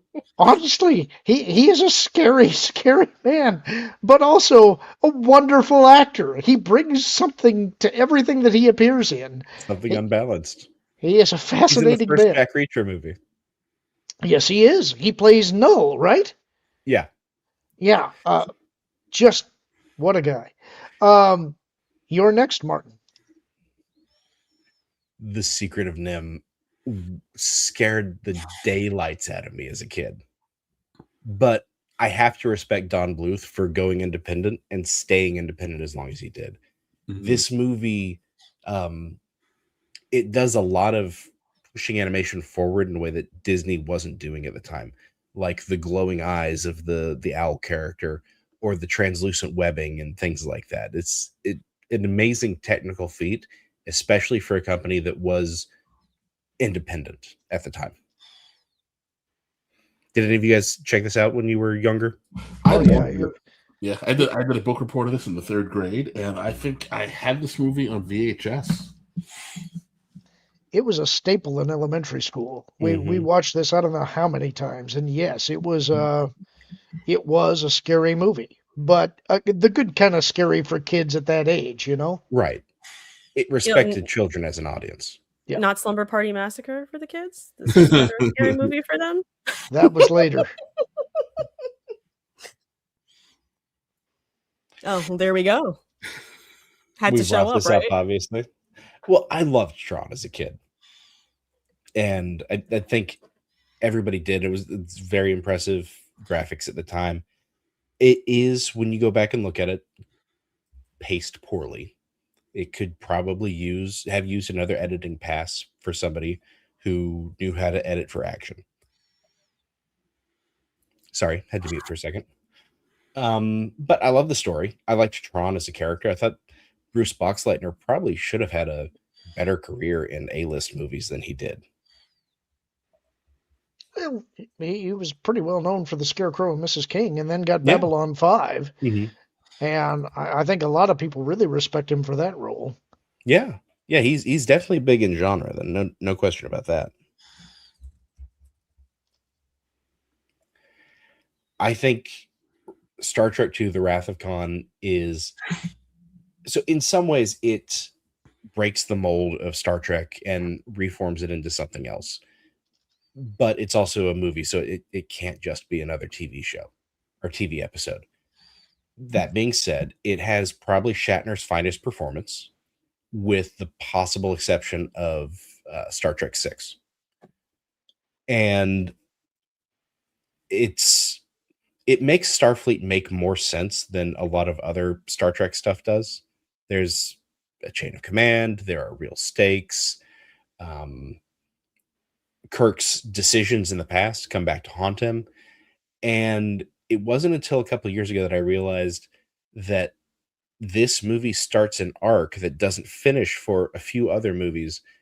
And the next two movies after this all take place over just a few months.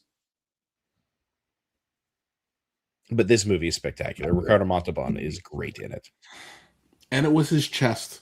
Yes, he really was jacked. That damn dirty lie. That man worked out. Which is the one with the whales? That's The 4. fourth one. The fourth one. Oh, okay. I just know that from Supernatural. That's why I'd asked. It is the end of the arc that starts with Wrath of Khan. We're going to Star Trek 4 this.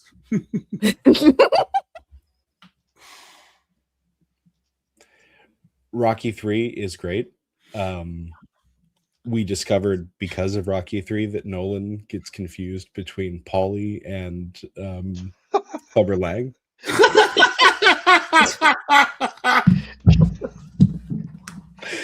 It was a very confusing conversation for a few minutes. You broke Kevin. Sorry, Kev. But okay, so Rocky 2 is basically a pretty by the numbers sequel to Rocky 1. Rocky gets his victory. With Rocky 3, you got to question, what do you do with that afterwards? And I think it does follow through with some character beats that make a lot of sense for it. It doesn't make a whole lot of sense that Rocky at his age comes back to be the world champion. But then again, that actually happened later in real life.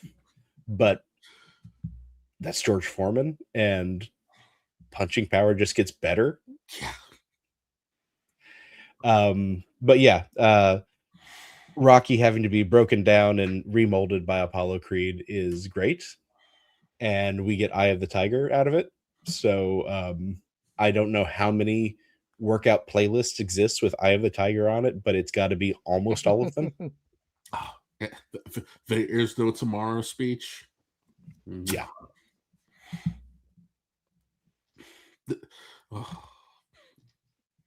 Was that for Annie or was that for Rocky? Oh, a little bit of both, because Annie was a staple. I always make fun of my Catholic school playing "Song of the South" whenever it rained. But Annie was the other movie. It was Annie, "Song of the South," and Michael Jackson's "Moonwalker" would be one of the movies that would be on in the auditorium on the big screen TV that they would roll out. That is not big anymore. So Annie is, I think, directed by John Huston, right? Which is crazy. But as a kid, it's heartwarming and all that. As a dad, I have two daughters who, unfortunately, are becoming theater girls, but they absolutely love this movie. And the youngest will sing every line from every song. It's adorable. The dad in me has to put this on the list. Dude, I think Cara Burnett is incredible in this. Yeah. And this was a movie too that HBO in the morning played this like it was its job to play Annie at certain times of the year. I love the fact that Annie on your list is bookended by Rocky 3 and this movie. What a year for Stallone, right? If only he had played Rooster in Annie.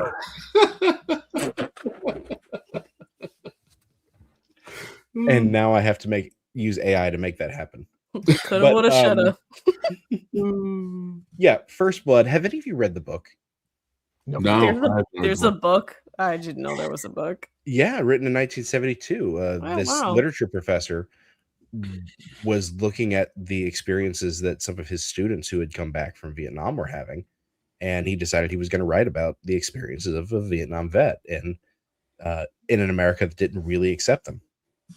But the book is a lot of internal monologue from Rambo and from the sheriff, and back and forth, and then sort of at the end, it kind of bleeds into this weird, maybe they're reading each other's minds thing. I'm not, but I choose to believe it's more like they've just been dealing with each other so intensely that they're starting to think like each other. Anyhow, the movie was in development hell for like a decade. Oof, yeah. Until finally somebody cracked the idea that, okay, well, Rambo can't be the bad guy. He can't be this sadistic killer. So instead, what we're going to do is have him try to avoid violence as much as possible. And then in the end, they change the ending. In case you ever read the book, I'm not going to say, but Mhm. they make it so that it's just not a downer the way that it was. I don't know if you knew this about the movie. Stallone thought that the original cut of the movie was so bad that it was going to destroy his career, and he tried to buy it, and the studio said no, so they let him edit it, and then we got the cut that we got. Yeah, I had read that, but it's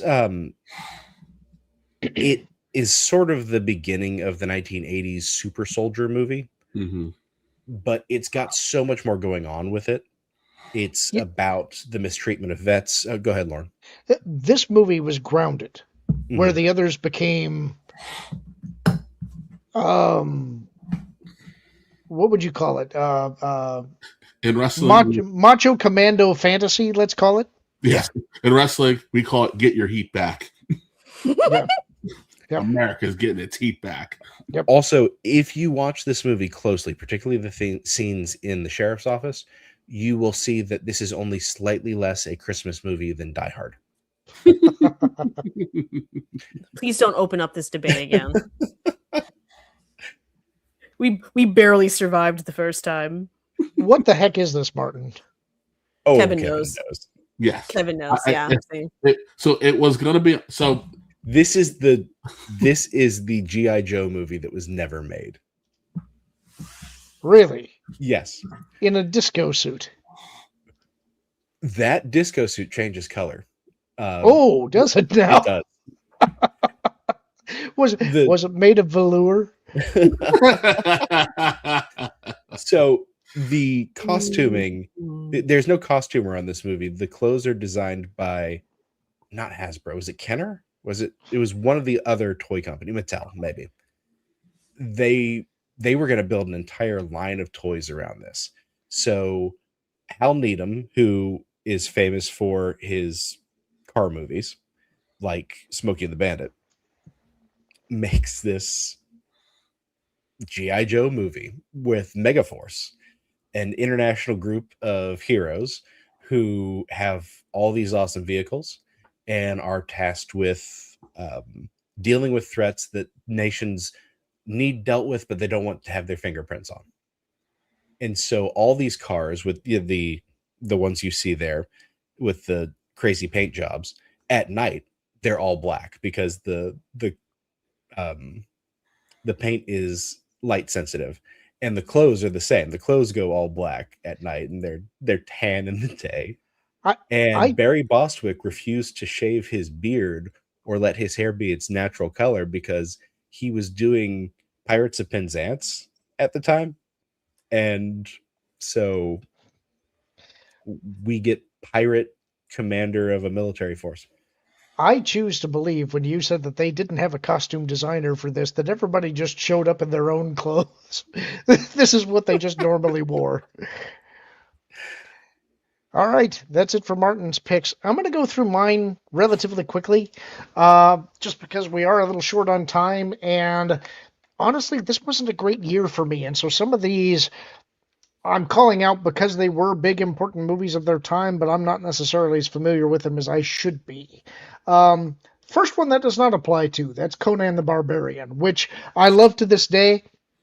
I don't know that they really were faithful to the text per se, but they were Not at all. faithful to the flavor of the text, let's say, which is it's what I love about a good Conan story. Um, Howard wrote, I mean, you can't just say that Howard stories are masculine. The sweat in these stories sweats. That's how that it.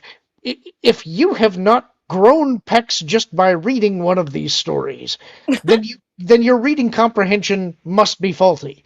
You immediately gain wisdom and thighs from reading Robert Howard's stuff.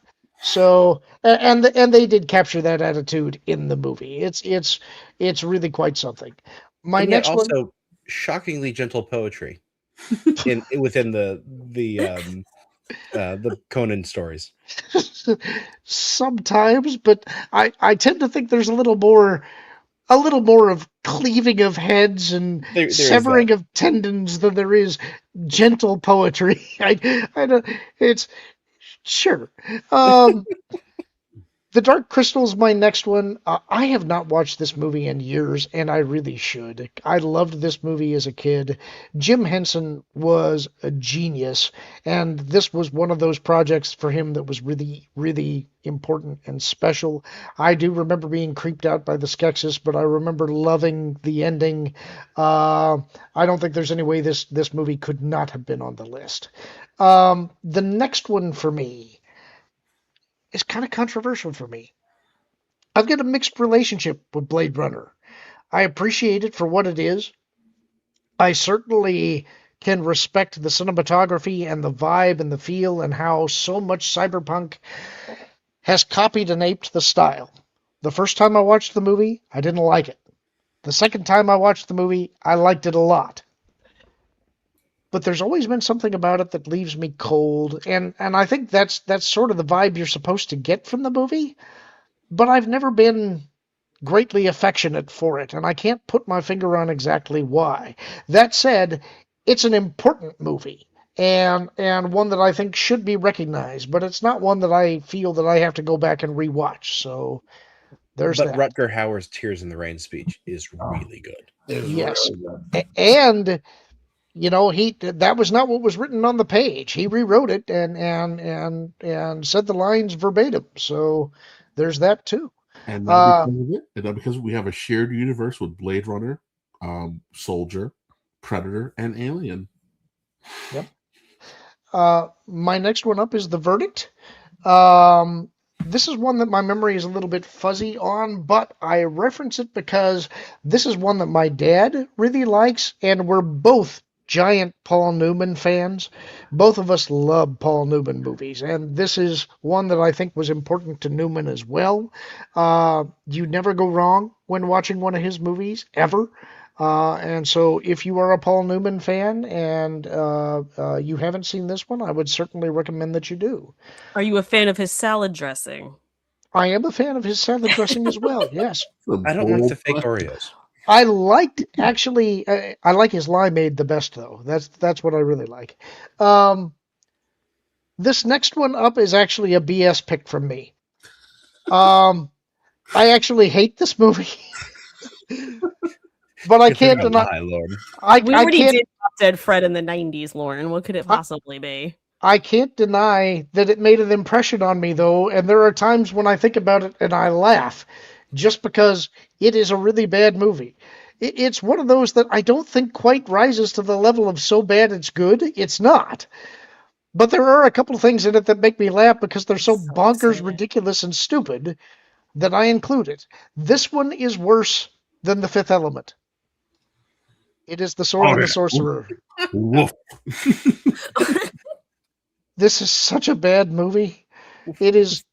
I struggle to even know how to describe this movie. Lee Horsley plays the main character, which is also a bit of miscasting. Richard Mall plays the villain. Weirdly, um, The main Richard Mall character. plays one villain, not the main villain. Oh, that's right. You're right. But he does. Yes. And oh, the haircuts, the beards. The main character's weapon is a rocket-powered tri-sword. And if that doesn't tell you everything that you need to know about this movie, I don't know what will. It is very bad. Don't watch it. A rocket powered sword? Yes. Yes. Yes. Don't Explain go the- into it. I mean, But I feel like also- it's not an easy explanation. The curly-haired no, reporter it is. from Murphy Brown is the sidekick. That's true. The casting, it's such a strange movie. And Trish, there's nothing to explain. Yeah. They don't bother to explain it. It It just just is. is. He just has a rocket-powered tri-sword that Hey, shoots out of the hilt. And it looks like something that you would have made in your backyard. It's very flimsy. Yep. You know Yes. how the Tesla Cybertruck was probably something Elon drew in kindergarten and decided he was going to make it now?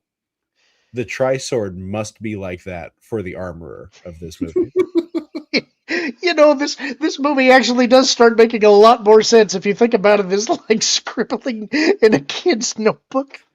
So, all right, maybe I like this movie better than I thought. If I view it through that lens, maybe it becomes acceptable. And then the final one that I've got on my list is Dead Men Don't Wear Plaid. This is a Steve Martin spoof of the noir genre. It's black and white. I don't know if it really fully works, but I like it. It's like Laugh a or I'll Carl. blow your lips off. What? that's a Steve Martin line. You know that's his kind of a joke. And it's a Sorry. Carl Reiner thing too. It Carl is. Reiner directs this movie, and he does that thing where he pushes a joke to where it's not funny anymore, And then keeps but it then going. keeps pushing it until it becomes funny again. Yep. Yeah.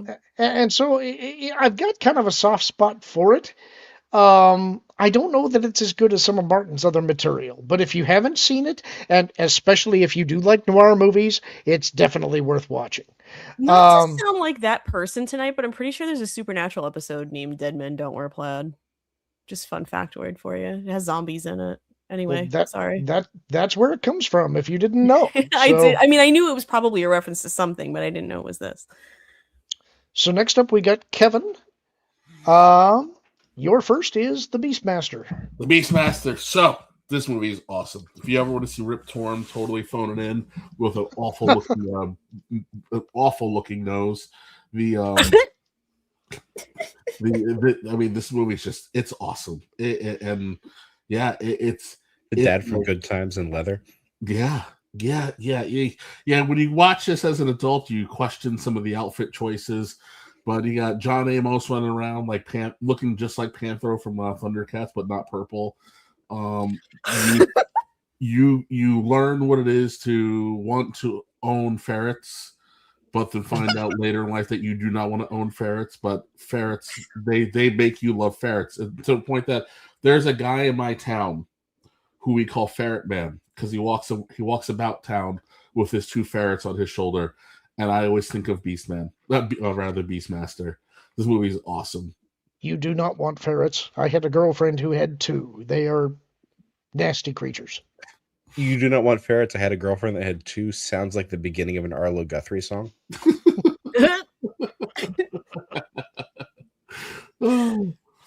48 Hours. This is one of the greatest buddy cop comedies of all time. The Nick Nolte. No one can do just broken down, hard nosed, blue collar, working class man better than Nick Nolte's voice. And then there's wisecracking Eddie Murphy. The poster alone tells you everything you need to know about the movie. Him and that cell singing Roxanne is hilarious. Yes.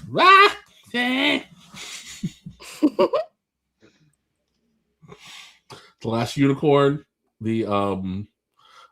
This I always remember this being on whenever I went to my grandparents' house for some reason. It's just when I was a little kid because they had cable before anybody else in my family did. So for whatever reason, this was just one of those movies that was just always on. I think this is Rankin and Bass, beautifully animated. Nice little story, and yeah, that's about it. Firefox. So, My favorite browser.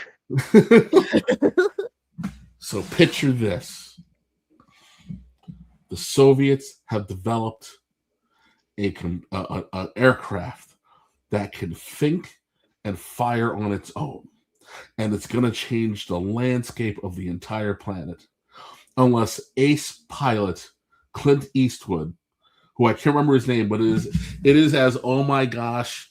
It's just Clint Eastwood. it's like Mac Mitchell or something ridiculous like that can somehow sneak into the Soviet Union and steal this plane, and no one thinks he can do it, but then he does it. But le gasp, there's a second Firefox. Will he survive? I'm pretty sure he eats the plane. Yeah, he punches it right in the junk.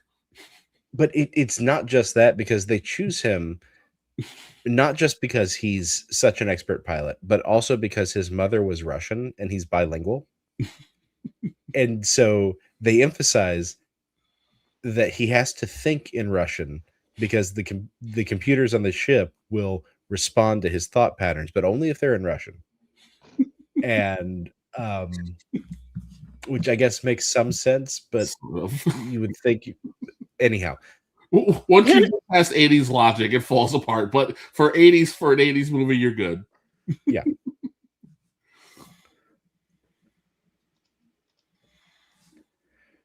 What?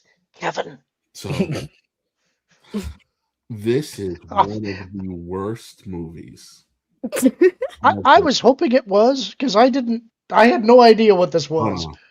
This is one of the worst movies ever made. But it's got a guy in an ape suit.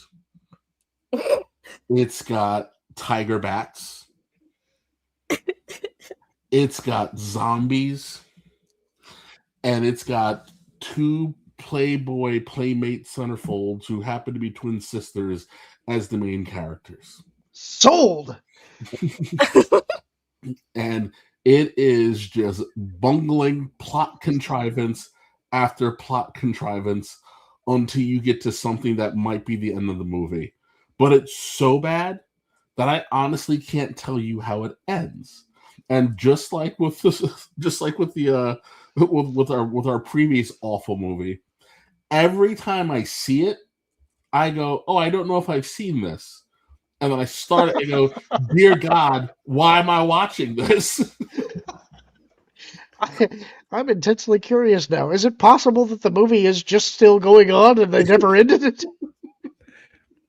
This is a New World Pictures movie. Yeah, there at the bottom. Yeah. And I think this is from the period. Corman just Roger Corman figured out that the tax incentives were so good in Argentina that he couldn't fail to make money if he made movies there. I don't know how I missed this, but I'm going to check it out now. It's all it takes. Kevin says it's one of the worst movies ever made. You hear Playmates, which makes your brain go plumpies, and that's it. Like, you're in. It's all you got to hear, plumpies. I'm a simple creature. Yeah, you are. It's all it takes, my friend. Silent Rage. So, Chuck Norris, like Stallone, also had a phenomenal year. This one, he is I can kick everybody's butt sheriff who comes across the perfect killer, the unbeatable man. And Silent Rage is a serial killer who just can't be beaten. And then, Chuck Norris like, not in my town. And then they fight. And then they fight some more. And then they fight again. And then he kicks him down a well. And as a little kid, for some reason, as a little kid, the ending of the movies terrified me. You left out that his sidekick is Flounder from Animal House, who tells a story about owning a pet dog when he was a kid. That is so weird. I'm glad you said from Animal House, because I was picturing Finding Nemo and nothing was making sense. It's just a yellow flapping. Yeah, Stephen First, Flounder from Animal House.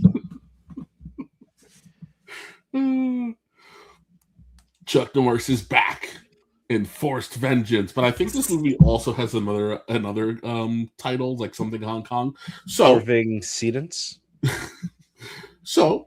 After leaving Vietnam, before he stops back into the States, he stops in Hong Kong as one does, and he decides to take in the sights.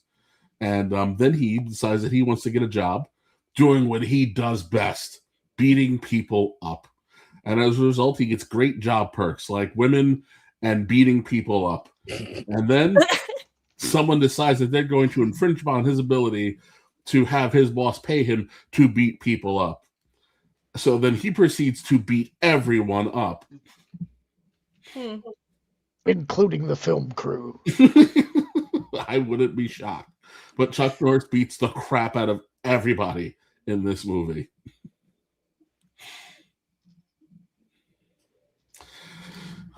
Death Wish movies. So, Is that Cowboy Curtis? yes, yeah. So, the original Death Wish, a gang of street toughs do a very horrible thing to his mother, to his wife and daughter. And I think that the wife passes away and the daughter survives.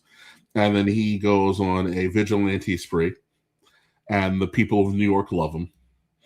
And then the family moves to LA, and it happens again.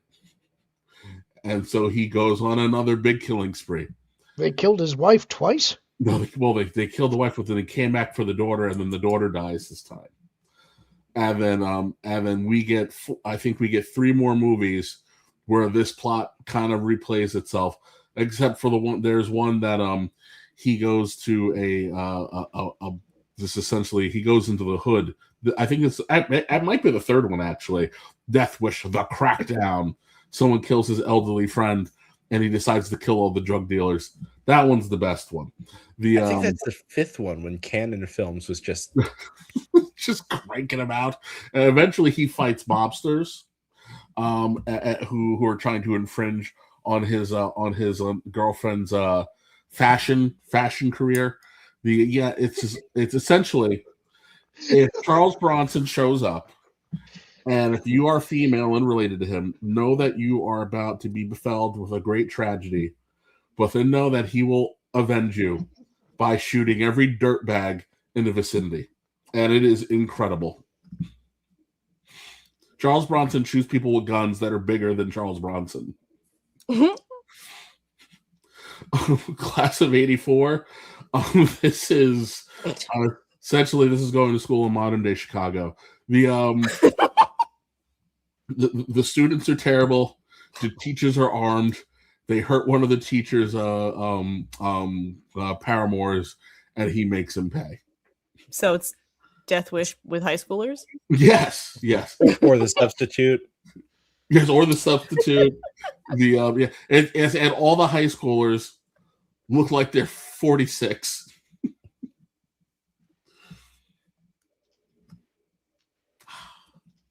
What? The New York Ripper. So, if this had been made a few years earlier, there is no way this would not have been an exploitation film.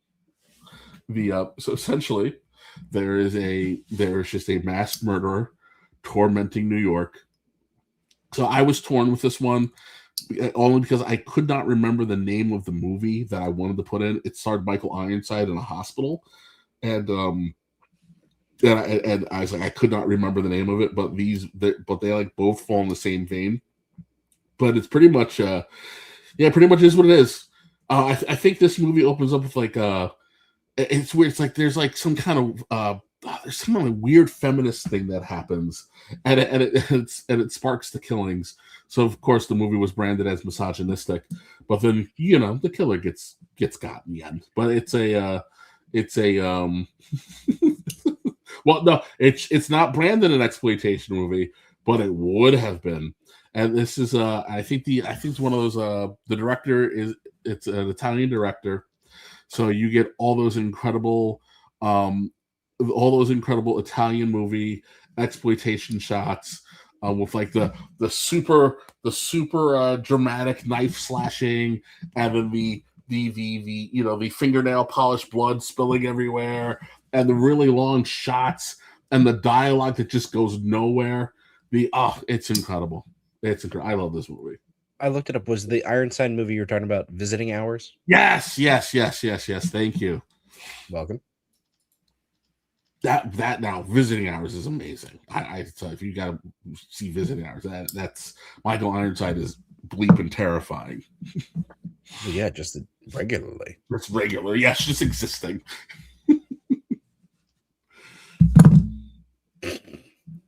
So I was on mute, but I started laughing before I could get to the mute button. I was like, yes. this movie is about brotherly love. A young man carries around this basket and he feeds it, and you don't know what's in the basket, but he's very affectionate for this basket. What? And then eventually, what's in the basket, what he's feeding the basket, is not enough for the basket. And then all of a sudden, people start dying, and then you find out that what's inside of the basket is this horribly disfigured mutant creature who was his Siamese twin. And then somehow he realizes that his detached twin, his formerly conjoined twin, blob mass monster thing that's been killing everybody, up to and including the woman he now loves. He kills it and then comes back for sequels.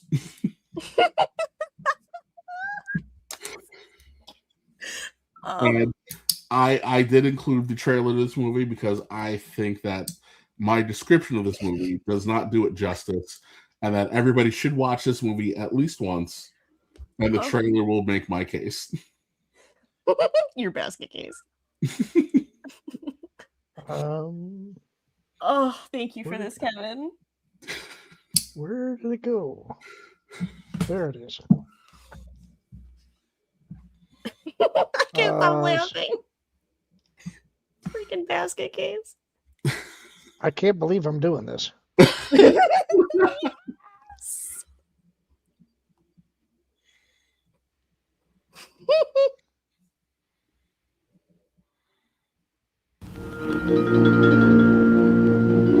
What is the secret Dwayne is hiding in the basket? What's in the basket? Easter eggs? What? Acting. What's in the basket? Clothes. What's in the basket?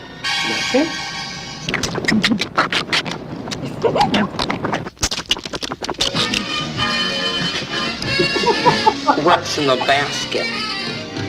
My brother. What do you think is happening there? What's in the basket? Open it, if you dare. Basket case.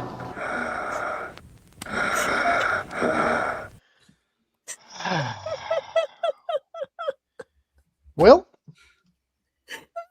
there you go. That was the end. Oh, what a beautiful note to end on. No, that's not all, folks. Okay. He's got more. Oh my god. This movie is awesome. You're going to take a martial arts team that's just celebrating its victory. But one of the members is also a stuntman who's new to the team. And so they're trolling around whatever jungle Asian country that they're in. And then they decide, we're going to go meet up with these girls on a boat. And then on the boat are two girls. One is an undercover cop who also specializes in martial arts. The other is her younger sister. Everybody else, you've got a drunken sea captain who's driving the boat drunk. And there's the owner of the boat. Is there another way to drive a boat? Right? And then the other one is the owner of the drunken boat, of the boat that the drunken captain drives. And then, because of the time that this movie was made, there's just an absurd amount of plumpies. And then the plot twists because the cruise turns into a cruise ship of terror, and terrorists invade, and they start killing everybody, and then they sink the ship. But the survivors get onto a raft, and they land on an island, and the island is run by these little weird Asian monk people, and these Asian monk people, you find out, hired the terrorists who ransacked the boat to kidnap virgins, to sacrifice them to zombie gods who eat human flesh. And once the zombie gods have been summoned, our crack team of martial artists and the undercover cop, the drunken sea captain, and the boat owner, also complete with the manager of the terrorists, now fight for their lives to get to one side of the island to the other against a undead horde of also martial arts fighters. I want this movie. I'm into this. Sign me up. Okay, a couple things. It sounds like this movie must have Cameron Mitchell in it. And the other is, if you are sending out people to find virgins, maybe don't look on the ship with a celebrating team of athletes. Yes. Invaders of the Jade Tombs. It sounds great. I actually kind of like this. And the best part is, someone had the audacity to think this movie was going to get a sequel. Because they just like The Sword and the Sorcerer. Yes, because they promised the raw force will return, and damn it, they do not. Yet. And of course, Swamp Thing. The Adrian Barboobies and the Swamp Thing. Honestly, she was the queen of that in this era. It's like every time she showed up, it's like, yep, there she is. Oh, she's insane. Wherever you go, there they are. They were magnificent. Great cult movie. I thought the TV show in USA was better. Swamp Thing 2 with Heather Locklear is also preferred. Swamp Thing 2 with Heather Locklear is so awkward in parts, though.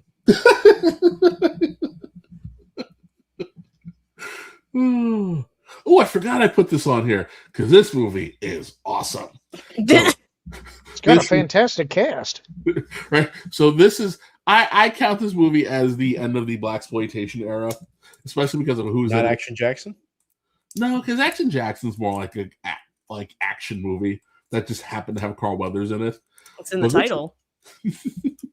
But come on, Jim Brown, Fred Williamson, Jim Kelly, and Richard Roundtree. So this movie opens up with a martial arts tournament because this was clearly filmed in the 70s and released in the 80s. And then you cut to a scene where one of their friends gets killed by mobster, drug dealer, ninja types. And then all over the place in the early 80s. And then immediately they get revenge. And of course that means 1 down, 2 to go. And the rest of the movie is them squaring it up. Just a bunch of just masculine men kicking and shooting things. But when anybody who's ever fired a weapon understands that they all would have shot each other in half of the shots. No one has any adequate cover, and everybody's walking out of this death. But it's still awesome. One of the things I love about this movie is it's 3 absolute tough guys, and then 1 dude who could roundly beat them all. Yes. I like how excited the poster is. Like, they all have exclamation points after their names. Like, they're so thrilled to have these people in the movie. I can imagine this had to be a big bleeping deal. This is like the equivalent. This is blaxploitation Avengers. The only thing missing is Pam Grier, but then we get the awful original Gangsters movie where we bring all these aged stars. Roundtree was like, "Please, absolutely not, leave me alone." But I think although I do think he cameos at the absolute last second. But yeah, you watch a bunch of 60-year-olds fighting 90s rapping bad guys. And the only thing I'll give it is that someone gets blunt with a rocket launcher, and I love when people use rocket launchers in movies. All right, guys, that was our picks. We do have some super chats to get to before we close out for the night. We have from Tennille the 10th for $2. I don't hear you disagreeing, Trish. I think that was about Johnny Somali and Blake Lively and sending her to South Korea or whatever. I'm not sure. I think it was about that. Spring 91 Bear for 2. Rest in peace, Dominique Dunn and Heather O'Rourke. Yeah. Solstice Studios for 10. I normally love Trish's picks, but Kevin and I have seen a lot of the same movies. Well, thanks, Solstice. John, formerly artist John, for $1.99. I don't know if I can say this title, so I'll just say I'm late, but who got that movie? Actually, we were kind of debating as it's. I should say today I had a heck of a time trying to set up the stream because at least where I'm at, suddenly all of the services that I rely on were all malfunctioning today. And so communication got a little bit sporadic as we were trying to exchange lists. And I think each of us were trying to leave some movies off of our lists so that if others needed some, they could pick one up. I actually thought somebody else was going to get this one. So it would have been on mine, but none of us picked it up. So Is that what happened with Tootsie? Yeah, well, because it was on my list of, because we were talking about how it was a little light, and then originally had I not been distracted, I said, well, when I first thought of doing this movies, 82 was one of the things where I was like, we had to break 82 up. We have to do the movies of 82 and then the summer of 82 because it is jam packed, and the best little cat house in Texas lands in the 80s along with almost everything else that everybody loves. Essentially, if it was a hit movie that came out that year, it came out in the summer of 82. By the way, this location is a real place. There really was a sheriff who was really in love with the madam and he wanted to run for a higher office. And ZZ Top's The Grange is based on it. How. I love that song. It's such a great dragon song. Reading Addict for 5. Yes, thank you, Kevin. I prayed for the last unicorn and you gave it. Obsessed with the theme song, but all stand up on our own. I have that kind of excitement and gratitude towards Kevin for Basket Case. Yours are always educational, Kevin. I do appreciate that. That is our show for the night, folks. Oh, we just had another one come in from Archer Merchant for 5.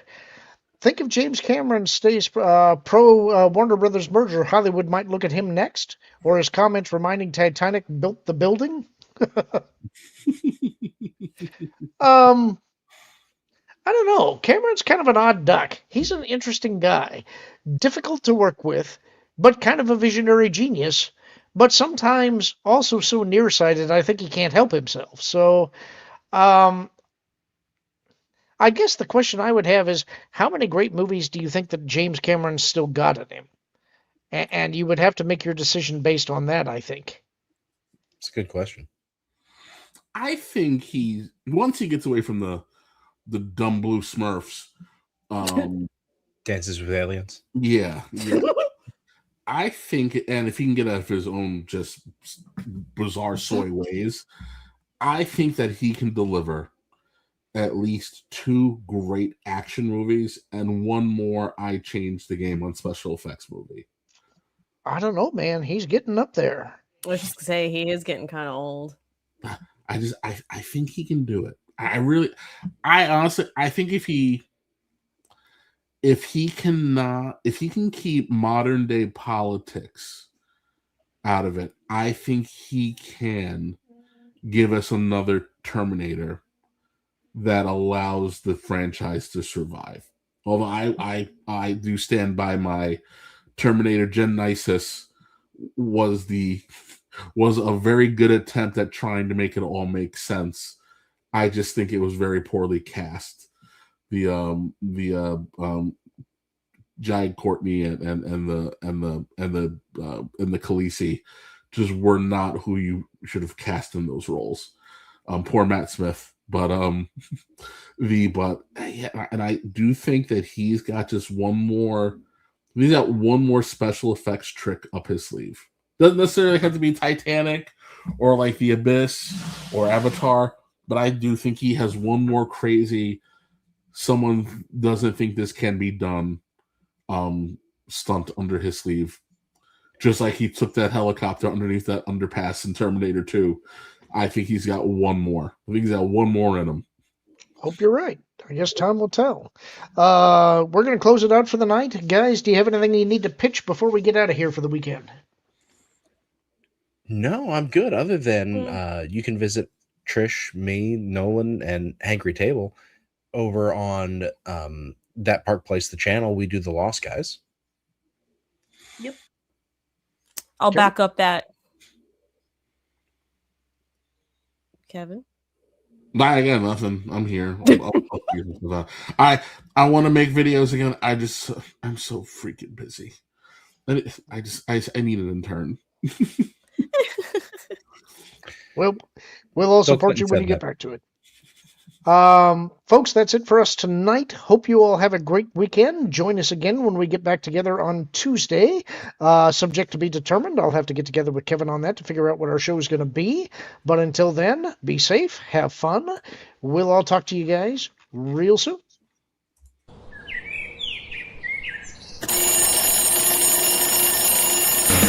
The bell rings every morning. It's off to school and work. Waiting for some fun while my boss acts like a jerk. Pro show afternoons. Midnight sketch can't come too soon. The afternoon sketch can't come too soon. But at night I'm filled with dread. I know just what I'll do instead. Come on and follow me. It's time you see for Lorn and Apollo. Time to laugh and learn. Come feel the burn of what the fandom was. What random fun doesn't escape. Isn't it great? Late night with Lorn and Apollo.